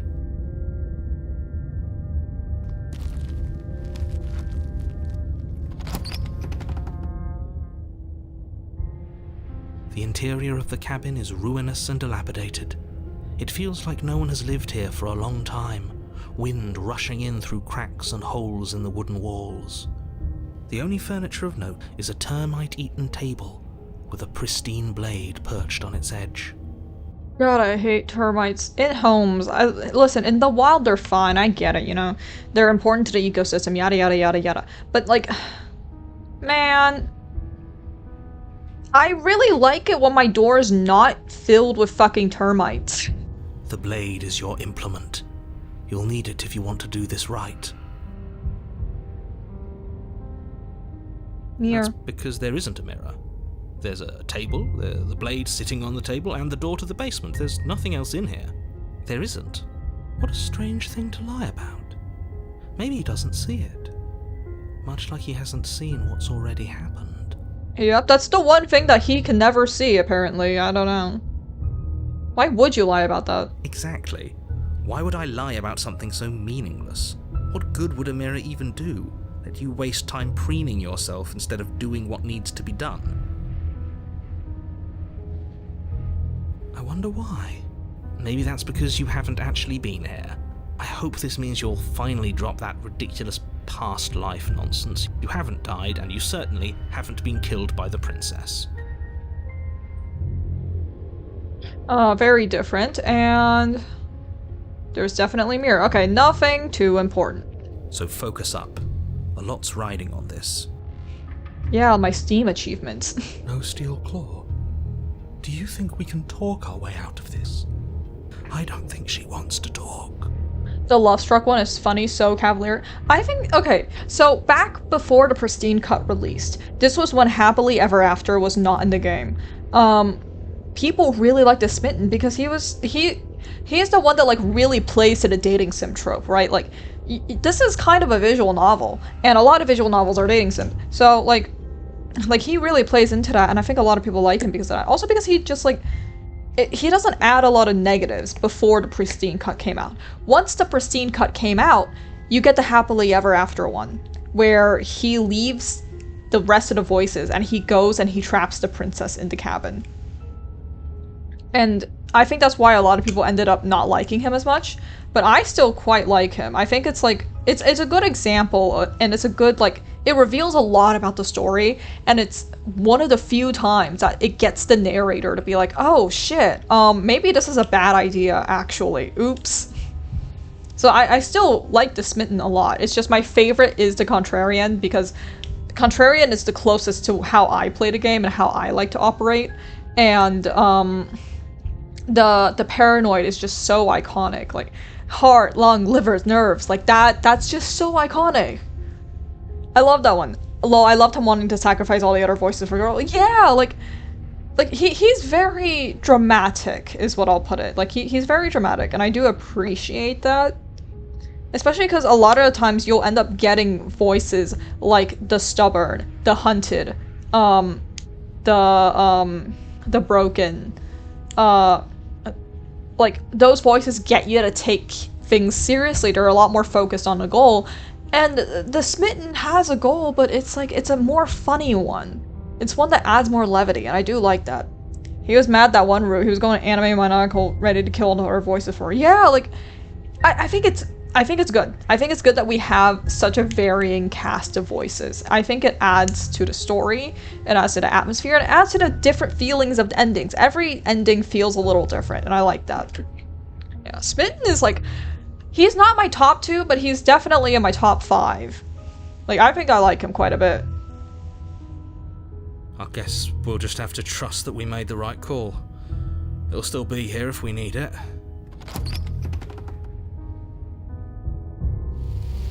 The door to the basement creaks open, revealing what's left of an old wooden staircase. It's still sturdy enough that you can make your way down in one piece, though you'll have to be mindful of holes. I can't remember the others, but I know I like some of the others a lot too. Yeah, the Contrarian is the one who, you get him when you turn around in the first chapter. So he's associated with the Strange, yeah, he's associated with the Stranger. And he's also the one that keeps suggesting that you throw the knife out the window. Every time. Every route that you have the Contrarian and you get the knife, he immediately goes, hey, you should throw it out the window. You should just toss it. Just eat it. And you can do that at the end. When you meet Shifty and you go to her heart in the cabin, you can toss the blade out the window and it hits one of the princesses. And she turns around and she's like, what the fuck are you doing? Yeah, he's really funny. I like him a lot. Yeah, who else is another one? Yeah, the Opportunist. Okay, so the Opportunist is actually really interesting because he shows up in the Princess and the Dragon chapter. That's the one where you end up in the princess's body. And it's very interesting because it shows how you look from her perspective, and the Opportunist is the one driving your body. So funny, yeah. But listen, this game, the humor is very good in this game. Like when they want to make something funny, it is pretty funny. The air seeping up from below is oddly warm and wet, as if you're descending into a jungle. If the princess lives here, slaying her would probably be doing her a favor. She growls up the stairs. I can smell you. She sounds almost feral, impatient, or maybe eager. You carefully make your way down the stairs. The last step gives way to the damp earth floor of a starlit pit. The walls are obscured by an impenetrable darkness, giving the illusion that the room might stretch on forever. You brush against the wide leaves of plants that surround you on all sides, seemingly the only living things that occupy this strange underground wilderness. The jungle is pressing in on us, hiding her from view. She could be anywhere. You see only a flash of the princess before she scurries away into the underbrush, dragging her heavy chain behind her. Remember, she's just a princess. She is certainly not just a princess. You're not helping. It doesn't matter what she is. It only matters what she does. Her shining eyes appear between the leaves, staring hungrily at you from the darkness. That is so fucking hard to see from my perspective. Also, I think I just scraped my mic against my water bottle. Oops. I can hear your heart pounding from the bottom of the stairs, fledgling. You're right to be terrified. I'm so much more than you. Technically, no, but alright. A shiver rushes up your spine and pulls you upright. The air's shifting. She's getting ready to pounce. Move, now.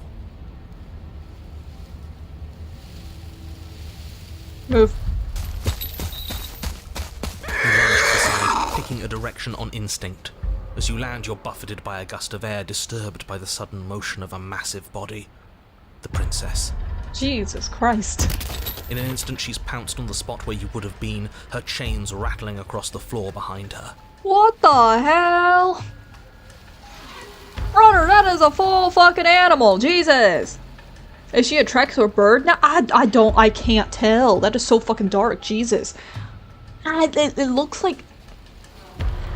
I have no idea what that looks like, honestly. I don't know.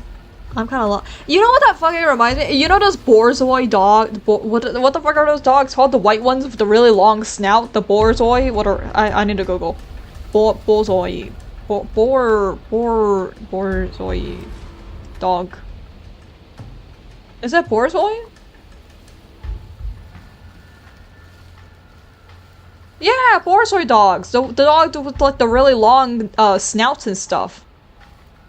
Yeah, it reminds me of that a little bit. Before you can blink, she's gone, vanishing once more into the shadows. But you still feel her gaze on you. You're faster than you were before, but you're still meek, reactive, prey. I don't think I've heard her use this voice before. That's interesting. You whirl around to find her, and your gaze meets hers, a pair of shining eyes peering out at you from just beyond the basement stairs. Like, she hasn't used this voice or the other ones, I don't think, or at least not one very similar to this one. So she's cut off our escape. Shit. What do we do? Shite. I was sent here to kill you because you're a threat to the world. I'm starting to believe that's true. Oh, for the love of... You've given up the game. Great. All that will do is hasten her victory. So many useless thoughts run through your head. Thinking, thinking, thinking. You'll never hurt me if you keep thinking.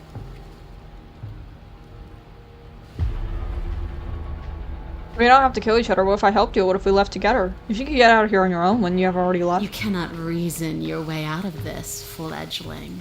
There's no compromise with what I am. At least she's upfront about her intentions. She's coiling for another strike. Be somewhere else. We're on the back foot. The back foot keeps us nimble. Keeps us alive. She's calling us a fledgling. Yeah, because we're a bird. Because we're a little bird boy. I love being a bird boy. It doesn't matter if it keeps us alive if it eventually kills us. We need to take back the momentum. We need to do something.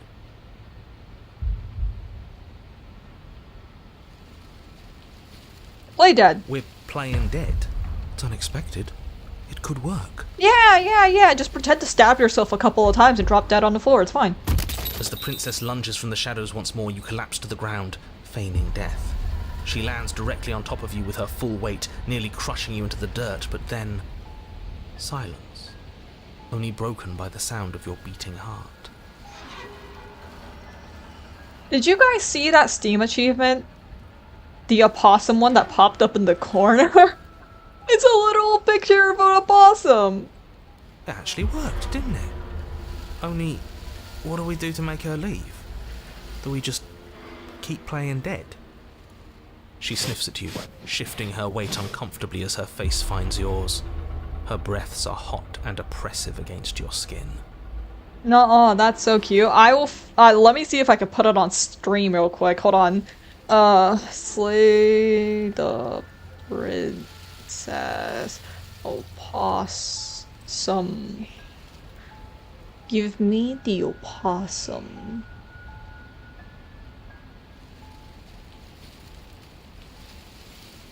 Where is the opossum? Ah ha ha ha, I found it, I found it. Okay.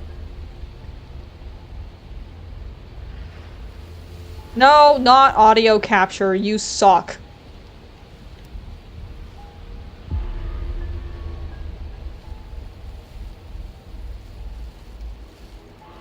There we go, that's what it looks like. That's the opossum achievement. It's so cute! What the hell? Oh my gosh, yeah, that's what it looks like. This is, yeah, that's gonna cover stuff, so. Oh, hey, Celeste Valoni! Welcome, welcome, welcome. It's a cutie, it's so good. Yeah, honestly, it's so funny. I'm gonna enlarge it a little bit because that way you guys can see it, but yeah, look at this. That's what it looks like! That's what it looks like! Oh my god. It kind of took me out a little bit when I saw it in the corner of my eye, but yeah. Alright, anyways, it go bye-bye now. I have to get rid of that. Let me remove it real quick. Oh, right, okay. There we are. Have you seen my great big eyes? Because they see you, fledgling. They see your heartbeat pulsing in your throat. Move, now! But it's too late for you to move. Her jaw unhinges, and she swallows you whole. I guess that's it then, isn't it? Unfortunately for you, no. You are in a dark and caustic place. A thick, fibrous lining constricts around you, its slick surface impossible to grip. Your hands scrabbling uselessly at your surroundings as they compress in on you. Your lungs can barely expand in such a tiny space. Not that the humid, finite air grants you more than a few shallow breaths at a time. The liquid pooling beneath you starts to seep into your skin. You itch, then sting, then burn as the acid begins its slow work. When I killed you, I tried to leave this place, but it wouldn't let me. You belong down there, it screamed at me. The world is better off without you in it. The flesh around you rumbles as the princess begins to move, her thundering footfalls twisting you helplessly about. Your skin protests as the corrosive liquid sloshes around you, but there will be no respite for you in sight. The burning grows stronger, and you can feel layers of you being peeled away. What just happened? Did she eat us? Yes! It's actually incredibly funny because if you take this one to the shifting mound later and, she brings it out before you, you can tell her, eating me is not a valid argument. You cannot use eating me to make your point. It's an actual thing that you can say to shifting. And that's actually incredibly funny to me. But you don't belong down here. You came from somewhere else. You came from out there. So I consumed your dead heart, and I carried it in my throat, and I draped what was left of you on my back, and I threw myself against that door. She stops, her muscles tensing around you, and through the muffling layers of her flesh, you hear the whine of straining metal. And with a pop, she lurches forward, your body lurching right along with her. Her chains. She's loose. But even then, it denied me freedom. You cannot fool me by draping yourself in decay. I know your true nature, and it is suffering. Right, so she only ate the heart and wearing us like a skin suit for Nassau? Yeah, that's what she did the first time. Because in the first time, she was still a human. Or at least she still had a human form. In the second chapter, she doesn't have that anymore. So, you know. Gravity pulls at you as you're hefted upwards, the distant creaking of ancient wooden steps barely audible over the thudding of the princess's heart. And to be fair, if you compare the sizes of the Long Quiet versus the princess, Birdie Boy is very big. Birdie Boy is considerably bigger than her, so I'm pretty sure that would have worked. At least in terms of, like, putting her around the suit style, you know? Whether or not got her out the cabin definitely didn't, but, you know. And then it was gone. And I was here. A new enclosure. A nicer cage. But still a prison. I learned from my wounds. You're alive now. We can leave together. Does that work? Could she free herself if we're alive in here? Do you really need me to give you a definitive answer for you to understand that the situation is grim? Stop her. Do something. We don't have steel, but we have tooth and claw. Tear through her before we are her.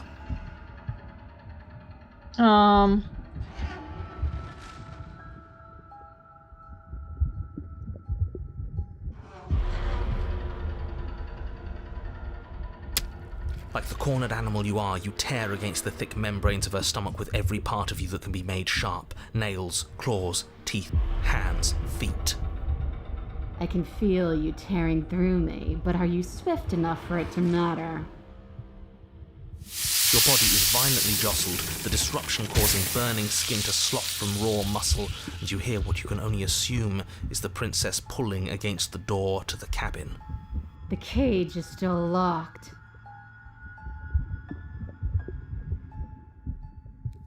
Again you tear, heart pumping with adrenaline, your ulcerating hands a blur of feverish motion fueled by the desperation to fight against being reduced to lifeless molecules and meat. The pulling returns to banging as the princess desperately throws everything at the cabin door. Your flesh screams as your reddened, spongy body is hit with fresh waves of blistering acid. They are very good at being descriptive, I'll tell you that. You can't hold me forever. Your energy is fading, but you can hear her heart thumping somewhere close. There's so little of you left. Your fingers reduced to bone, your nerves bare and screaming, the acid pooling around you now a soup of your skin and meat. You are a spark of will driving a melted corpse. But will can never truly exceed the limits of the flesh. Your vision finally begins to blur, your eyes clouding over as they melt in their sockets. What little air remains in this rancid stew of flesh and slippery organs is finally too foul to breathe, and your lungs mercifully give out before you have to suffer another burning, liquefying moment. Everything goes dark, and you die. Where's that guy that counts to keep us awake? He could do it. So the paranoid does not show up in this route, I don't think. Or at least not in chapter 2. Because he is associated with the... Let me see. He is associated with... you. He's associated with Nightmare. So to get the paranoid, you have to leave her in the basement, I think. Right? It's one of you guys. No, you're the cold. You're the cold. Yeah, so this is stubborn, broken, cold, paranoid.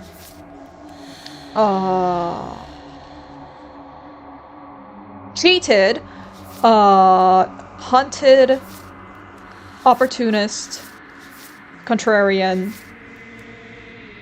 skeptic, smitten. So those are all the voices that you'll get. And to get those voices, you have to get to chapter 2 first. Oh, yeah, so I don't think he shows up here. He might show up in chapter 3, but I'm not too sure about that. The what? The wild? The what? No. Shush. The wild?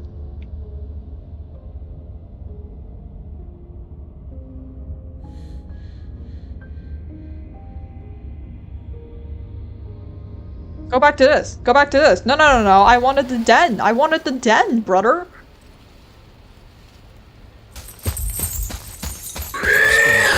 Jungle, barely moving out of the way before the princess surges past you with a speed that makes her practically unseen.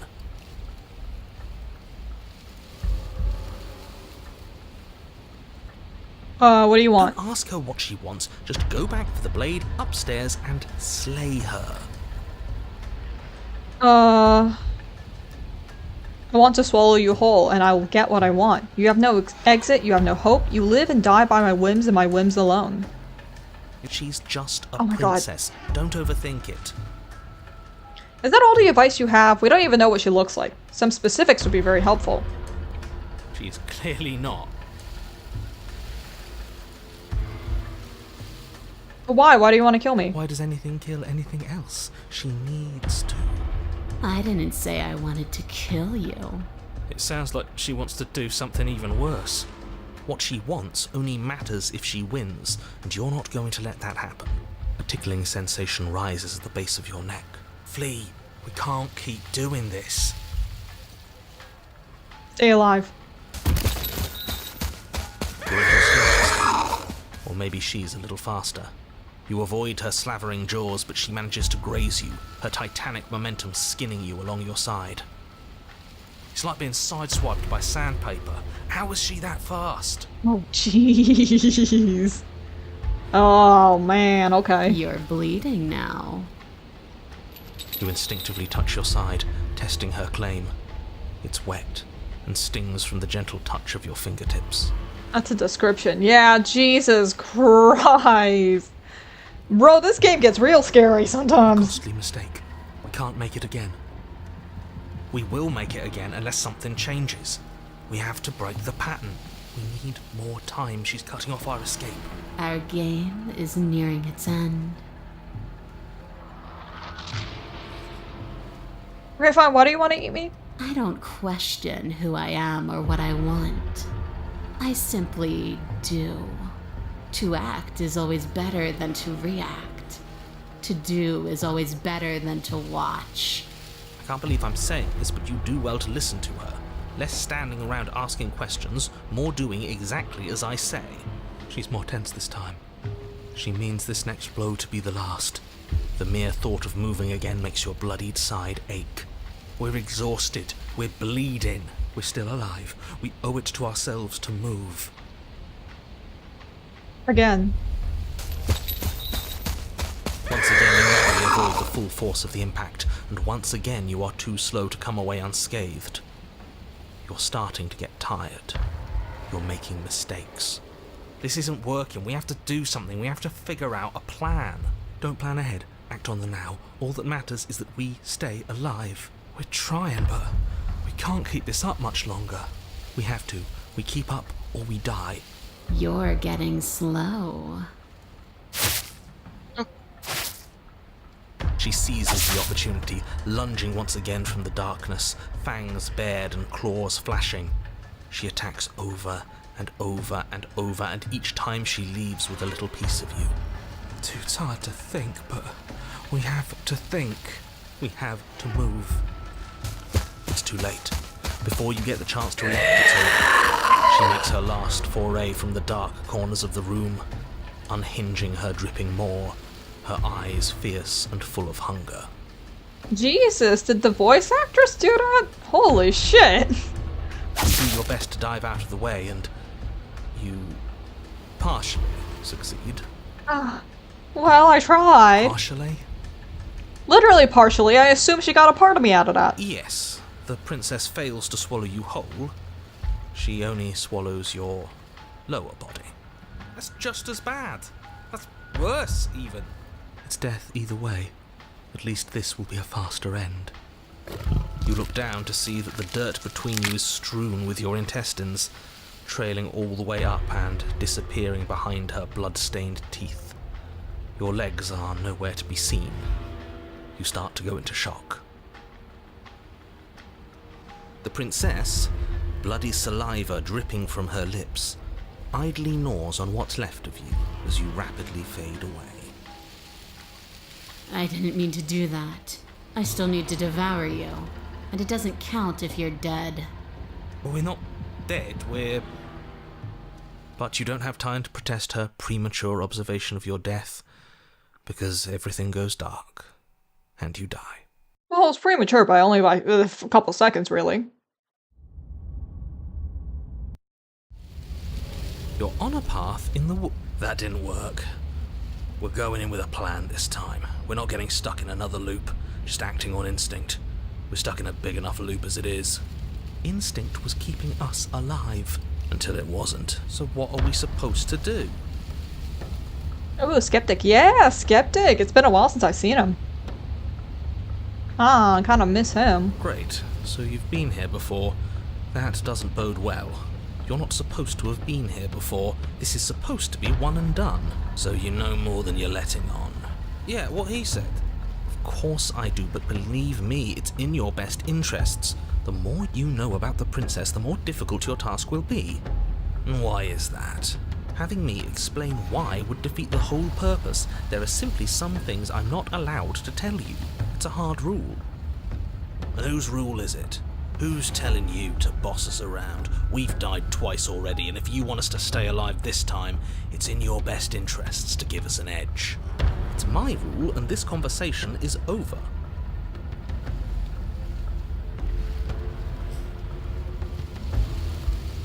Okay, what's the plan? She spent as much time as she could in the shadows. So we're gonna draw her out. But she's fast, and she's clever. We're clever too. So this time we're not gonna let her cut off our escape. We're gonna lead her to the stairs ourselves. It'll be a lot easier to deal with her once we can actually see what she is. But you already know what she is. She's a princess. Yeah, right. Look, it doesn't matter if she's a princess or not. I need to be able to see her to kill her a little better here. A princess we couldn't see, and one that had big, sharp teeth too. How about you stick to describing things and we'll stick to doing our job? Sharp teeth. What's going on here? What do you know that you're not telling me? Like I said, I've told you as much as I can without putting you at a disadvantage. If anything, I've told you too much. You've already died by her hands twice. You shouldn't need much in the way of motivation. Path is different than it was before. You're right. This is different, isn't it? I'm starting to lose track of things myself. Ground is ground. It doesn't matter what shape it takes. We'll adapt. If it looks different, that's because the situation has started to spiral out of everyone's control. So please, disavow yourself of the notion that you can just come back here and fix this place if you manage to make a mess before that line of thinking leaves you yet another world in ruin. Well, this time we can't, because this is chapter 3, and I can never go past chapter 3, except for Razor. Razor's an exception. Though, as evidenced by you dying twice, it's safe to assume the fates of the worlds you've left behind don't concern you very much. Consider this your last opportunity to make things right. For you, and for the rest of existence. But especially for you. Clearly we're not getting anything out of him. What if we just leave? What happens? Doesn't seem like she can escape on her own. Maybe not quickly, but it's inevitable. That cabin won't last forever. And she will? Forget I said anything. Just treat this with the urgency it deserves. No matter what happens next, seems like all our answers in the cabin. See this room. You make your way down to the cabin. Your fated confrontation awaits. You know what to do. Alright, we've been over the plan. Goad her out of the shadows, make her show herself. And what if she doesn't want to be seen? We'll figure out a way to make it happen. And if that doesn't make her any easier to fight? It will. It's always easier to fight what you can see, no matter how big or toothy she might be. Proceed into the cabin. The interior is dark and overgrown. Vines and brush obscure so much of the place that, had you not seen the exterior, you might not have noticed this was a cabin at all. The only furniture of note, if you could call it that, is a knotted stump, a pristine blade embedded in its exposed rings. The blade is your implement. You'll need it if you're going to do this right. Of course that damn mirror's back, and of course he's not saying anything about it. Why is it following us? What are you talking about? There is no mirror. There's just the stump and a narrow tunnel that leads to the basement. He isn't tricking us. Can you feel the wind? It's telling us there's a hole in that wall. Our eyes deceive us. Then either way we need to investigate. Might as well get started. You really think being unarmed is best? I hope you know what you're doing. But let's not forget that it's up here if things go south. The steel claw makes us sloppy, too confident.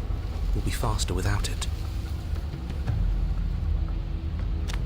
You step forward, approaching the small hole that leads to the basement, hesitating before you enter the princess's lair. Haven't you been paying attention? We're not hesitating. This supposed hole is blocked by that old mirror. That mirror isn't part of this place. It's seeped through from somewhere else. It's so grimy. Maybe we can wipe it clean and finally get a look at ourselves. If there is an even. I'm good at English. If there even is an it. It is a hallucination. Like you said, you've been here twice before. Your mind was bound to start playing tricks on you eventually.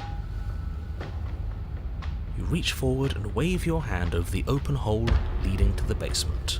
See? Nothing. Tricks of the eye. No one sense can be trusted on its own. You step forward into the darkness. If there were once stairs leading into the basement, there is nothing left to attest to their existence now. There is only a long tunnel of packed earth, growing more narrow as you descend. As you crawl forward on hands and knees, you're met only with the sounds of ambient earth. No voice slinks confidently up the stairs, no entity threatens violence or pleads for safety. Stay quiet, don't give her a sound.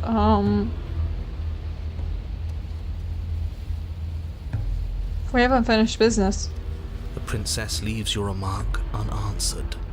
See? She knows. We have to be like her. Focused, present, patient. I suppose it'll take a little more than words to coax her out. Let's keep going. You put the voices to the back of your mind and proceed down the stairs. The basement is dark and cavernous, a gaping maw threatening to swallow you whole. There is no light here, save for what little starlight has managed to filter down the tunnel. And though you can't see the vastness of the space, you can feel it. You're exposed. Stay on your toes. We take a step into the shadows, and as soon as she moves, we jump back, make her follow. From there, we trap her in the tunnel, draw her out of the cabin, whatever it takes to get her out of her element. Then we're safe. Staying quiet, are we? She doesn't respond. I assume that means her answer is yes. Step into shadows and try to lure her out. You step into the shadows and are enveloped in total darkness. Your heart pounds in your chest, ears pricked, eyes wide despite the inky blackness, waiting for any sign of movement. That's right. Keep steady. Don't let your nerves get the better of you. There, she's about to strike. With the near silence of a determined predator, the princess erupts from the shadows. But you've already started your swift escape. That's stage one. Now stay focused. You dive into the tunnel and begin scrambling up towards the cabin. You hear her behind you, claws raking at the dirt, chains rattling, then snapping, breaths hot and heavy with the effort of the ascent. Jeez. The sounds are coming slower now, the breaths pained and stuttering. You no longer sense frantic motion behind you in the tunnel. You risk a glance. She is a broad and sickly creature, her withered and emaciated flesh clinging to bones too large to fit in the narrow space.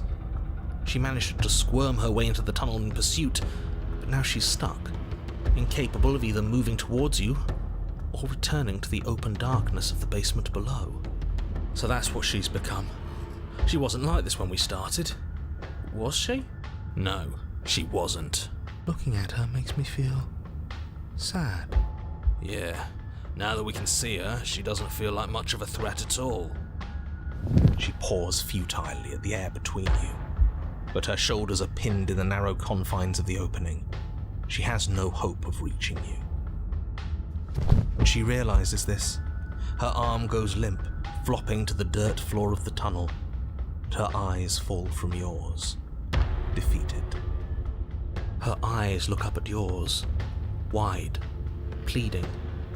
Come back, you can imagine them saying. Don't leave me here. But you shouldn't listen to the sad eyes of a vanquished enemy. She wants nothing more than to change places with you. If you didn't want to make me sympathetic to the princess, you didn't have to narrate that, narrator. If you want us to ignore her, then why would you tell us any of that wide-pleasing eyes begging for mercy business to begin with? All it does is make us feel conflicted. Thank you, hero. Said exactly what I just said 5 seconds ago. What should we do about her anyway? Can she still end the world like this? I'm merely describing things as they are. It's not my fault that her eyes had something to say, even if that something was a ploy, which, if I might stress, I pointed out to you. Literally. Listen, this game's writer is very good at guessing what I'm gonna say. She hurts. We should help. Now, let's think for a second. Let's reevaluate. Should we help her? Well, I do feel bad looking at her. There's no way to get close without being in reach of those claws. We've come this far, but can we trust a creature that until a few short moments ago fully intended to eat us? What an excellent question with an equally excellent answer. No, you should not help her. She's clearly just waiting for you to drop your guard. And beyond that, you do well to remember that she poses a threat to reality itself. She is stuck, and you abandoned a perfectly usable weapon right behind you. How about you turn around, get the blade, and end this once and for all? Turn back for the blade. You turn back towards the exit, leaving her behind. But the tense silence of the tunnel is suddenly interrupted by the panicked, guttural wails of a creature in distress. She has redoubled her struggle against the confines of the earth around her, the very walls shaking as she desperately thrashes against them. She is stuck here, right? Of course, it's too small for her to get up here. But is up here stable? I don't know. I didn't think about that when I started to plan all this. It isn't. It's only dirt and stone, and she is very, very big. Hurry! You do your best to scramble up towards the exit, but you barely manage to get halfway before the ground beneath you begins to crumble. And she is getting closer, her breath hot on the back of your neck. Damn it all. This whole thing is just an exercise in futility, isn't it? No words, only action. Keep running. But the tunnel collapses before either you or the princess manage to reach the exit. Everything goes dark and we die? Oh no, you're perfectly fine. You're just buried under literal tons of earth, as is the princess. Why, for the love of everything, did I not think about the stability of the tunnels? I'm supposed to be smarter than this. I'm supposed to have a plan for everything. This is all my fault. I was the one who started worrying about this place falling apart. Lol, everything goes dark and we die. Listen, once you hit like the third chapter, the voices are kind of done with the narrator's shit. They're just like, brother, we don't give a shit anymore. And what, you think worrying made the tunnel collapse? It probably did. It's so good, yeah. It probably did, because this entire world is based on what we perceive and what we think is possible. I don't know. Maybe. It was physics. You can't change things just by thinking about them. That's ridiculous. Ha ha ha ha ha ha ha ha ha ha ha, foreshadowing. Bickering and bickering doesn't matter, because now we're here, stuck in a dark place. Not a place to move, not even room to dig. Something shifts in the gloom around you. An eye opens. The wet glint of it pierces the darkness, its pupil focused on you. The princess. At least she's as stuck as you are. Not that it'll do much good in the end. Stuck is still alive, but it's not alive forever. I can smell the end all around us. Sweet and empty. This is where we die. I'm going to lie down now. The eye stares at you with resignation, a glimmer of regret. Are we going to be here forever? Is this my fault?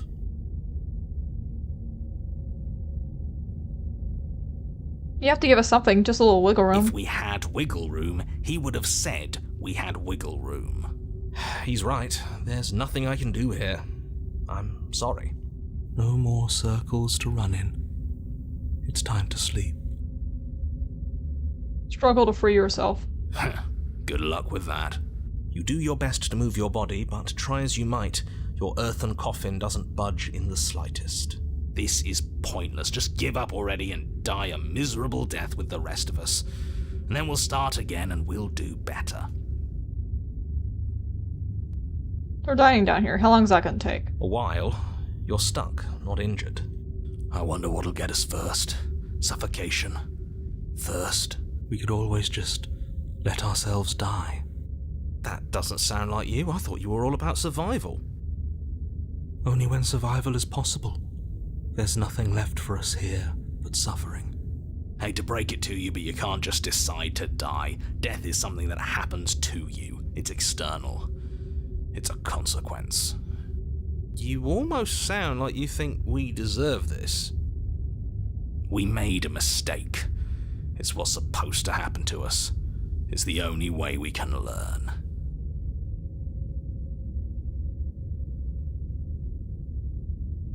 I know whose fault this is, and it isn't ours. We can't both be stuck here. This can't be how it ends. You must be able to free us.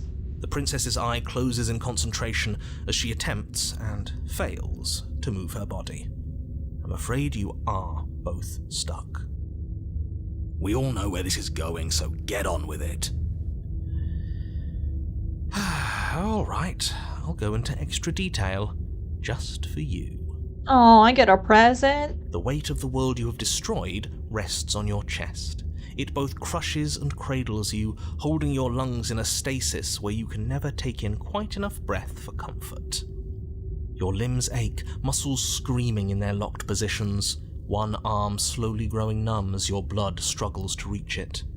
There is dirt in your eyes. They fill with tears. Okay, I think that's enough. We get the picture. Skip to the everything goes dark part, please. No, not quite yet. I haven't even gotten to the starvation, or the thirst. That gnawing that starts as a nibble, a little reminder that despite it all, you're still alive. You can see that she too feels herself being eaten from the inside. Her gaze never leaves you. Any semblance of thought has vanished, replaced with a desire for the only thing that can sate her hunger. Lol, skip to the death. Yeah, like genuinely, I'm tempted to, but, well, since I'm here, I might as well let him talk. You can feel a strain as your parched mouth attempts, and fails, to water. But even with a dry tongue, your hunger is such that you can't help but think about what her flesh might taste like. Don't think I'll forget how much you're enjoying this, you sick bastard. Yeah, the other voices asking for death are so funny. Yeah, like, see, generally speaking, a good portion of the voices ask for death in quite a couple of their roots.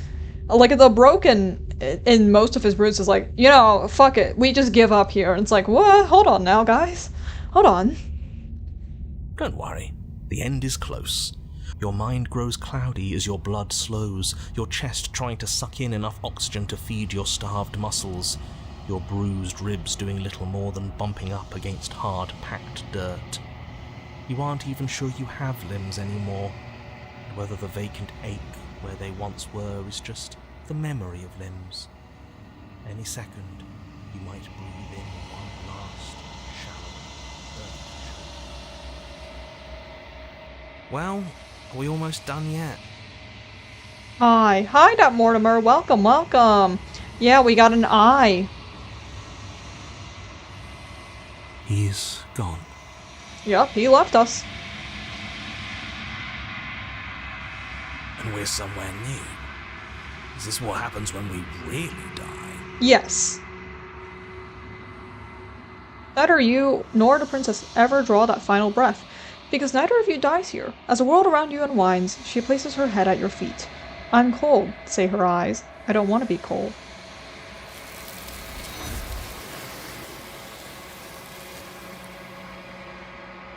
How you? Doing okay, doing okay. How about you? How y'all doing? But you don't get the opportunity to respond, nor will you ever. It's time to leave. Memory returns. She's gone. Where did she go?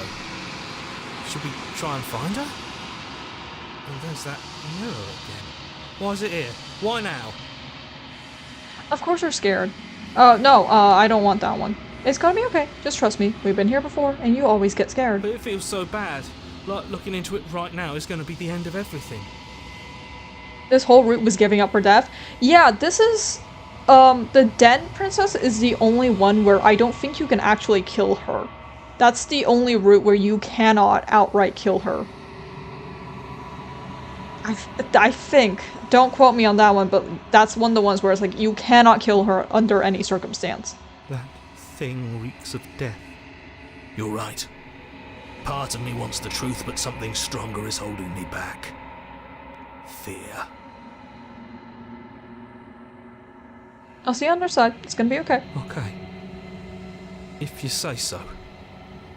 We'll trust you. I'm okay. He's feeling lonely, poking around some streams. Ah, fair enough, fair enough. Yeah, we're finishing up the Beast and Den route, because that's the only route that I haven't done yet. I'd like to be somewhere nice. Feels too good to be true. Approach the mirror. You approach the mirror. Gaze into your reflection. Silence as you reach forward. They're gone once again.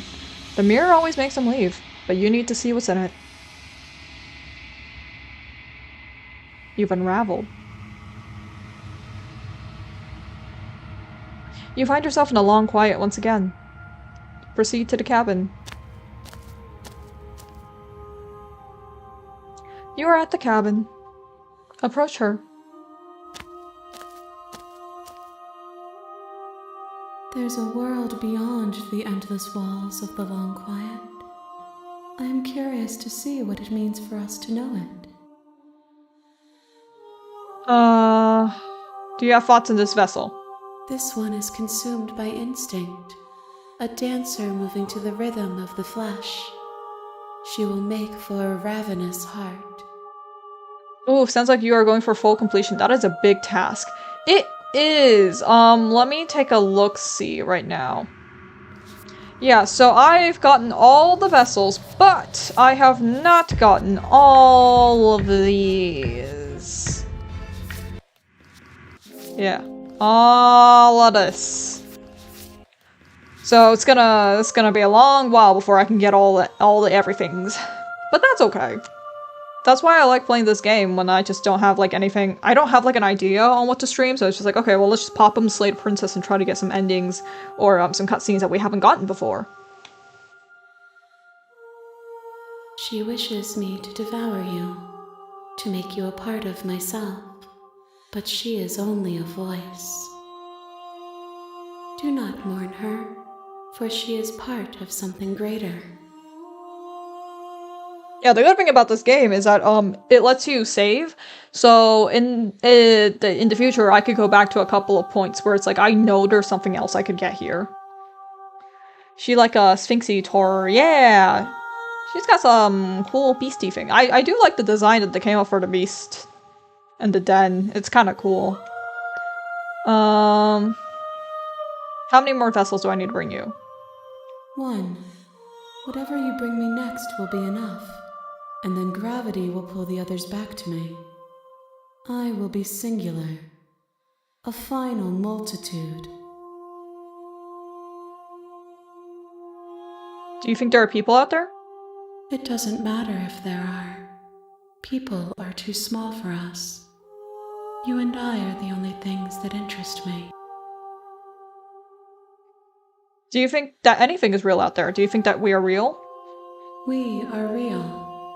Nothing is an idea that dwells in the absence of something. But nothing cannot exist on its own. And because of that, nothing can't exist. You know what's gonna happen when you awaken? If I did, I would already be awake. When you send me back, I'm not alone. There are voices that speak to me. Some of them are me, but one of them is something else. I call him the narrator, and he wants me to kill you. Do you have a narrator? Have the vessels had one? No, their minds are empty, existent, but constantly shifting into something new. Do you think your narrator lives in the spaces beyond?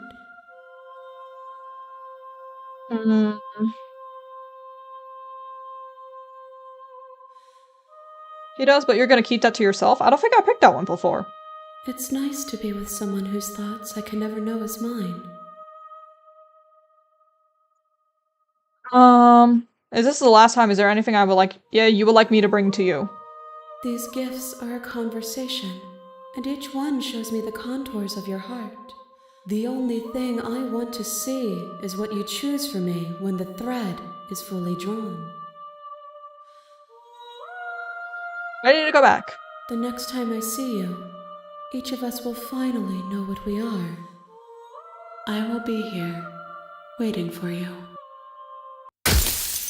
Everything goes dark and you die. You're on a path in the woods, and at the end of that path is a cabin. And in the basement of that cabin is a princess.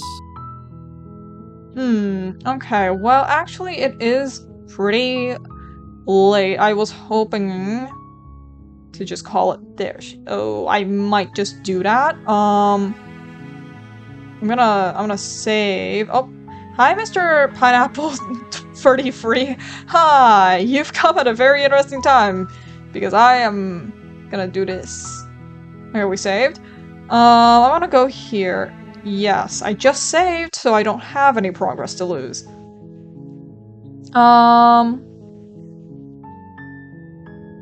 Yeah, alright.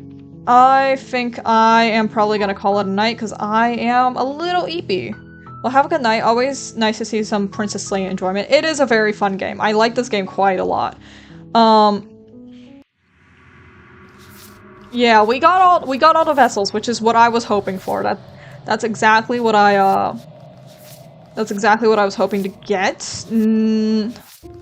I don't know who I'm gonna go for next.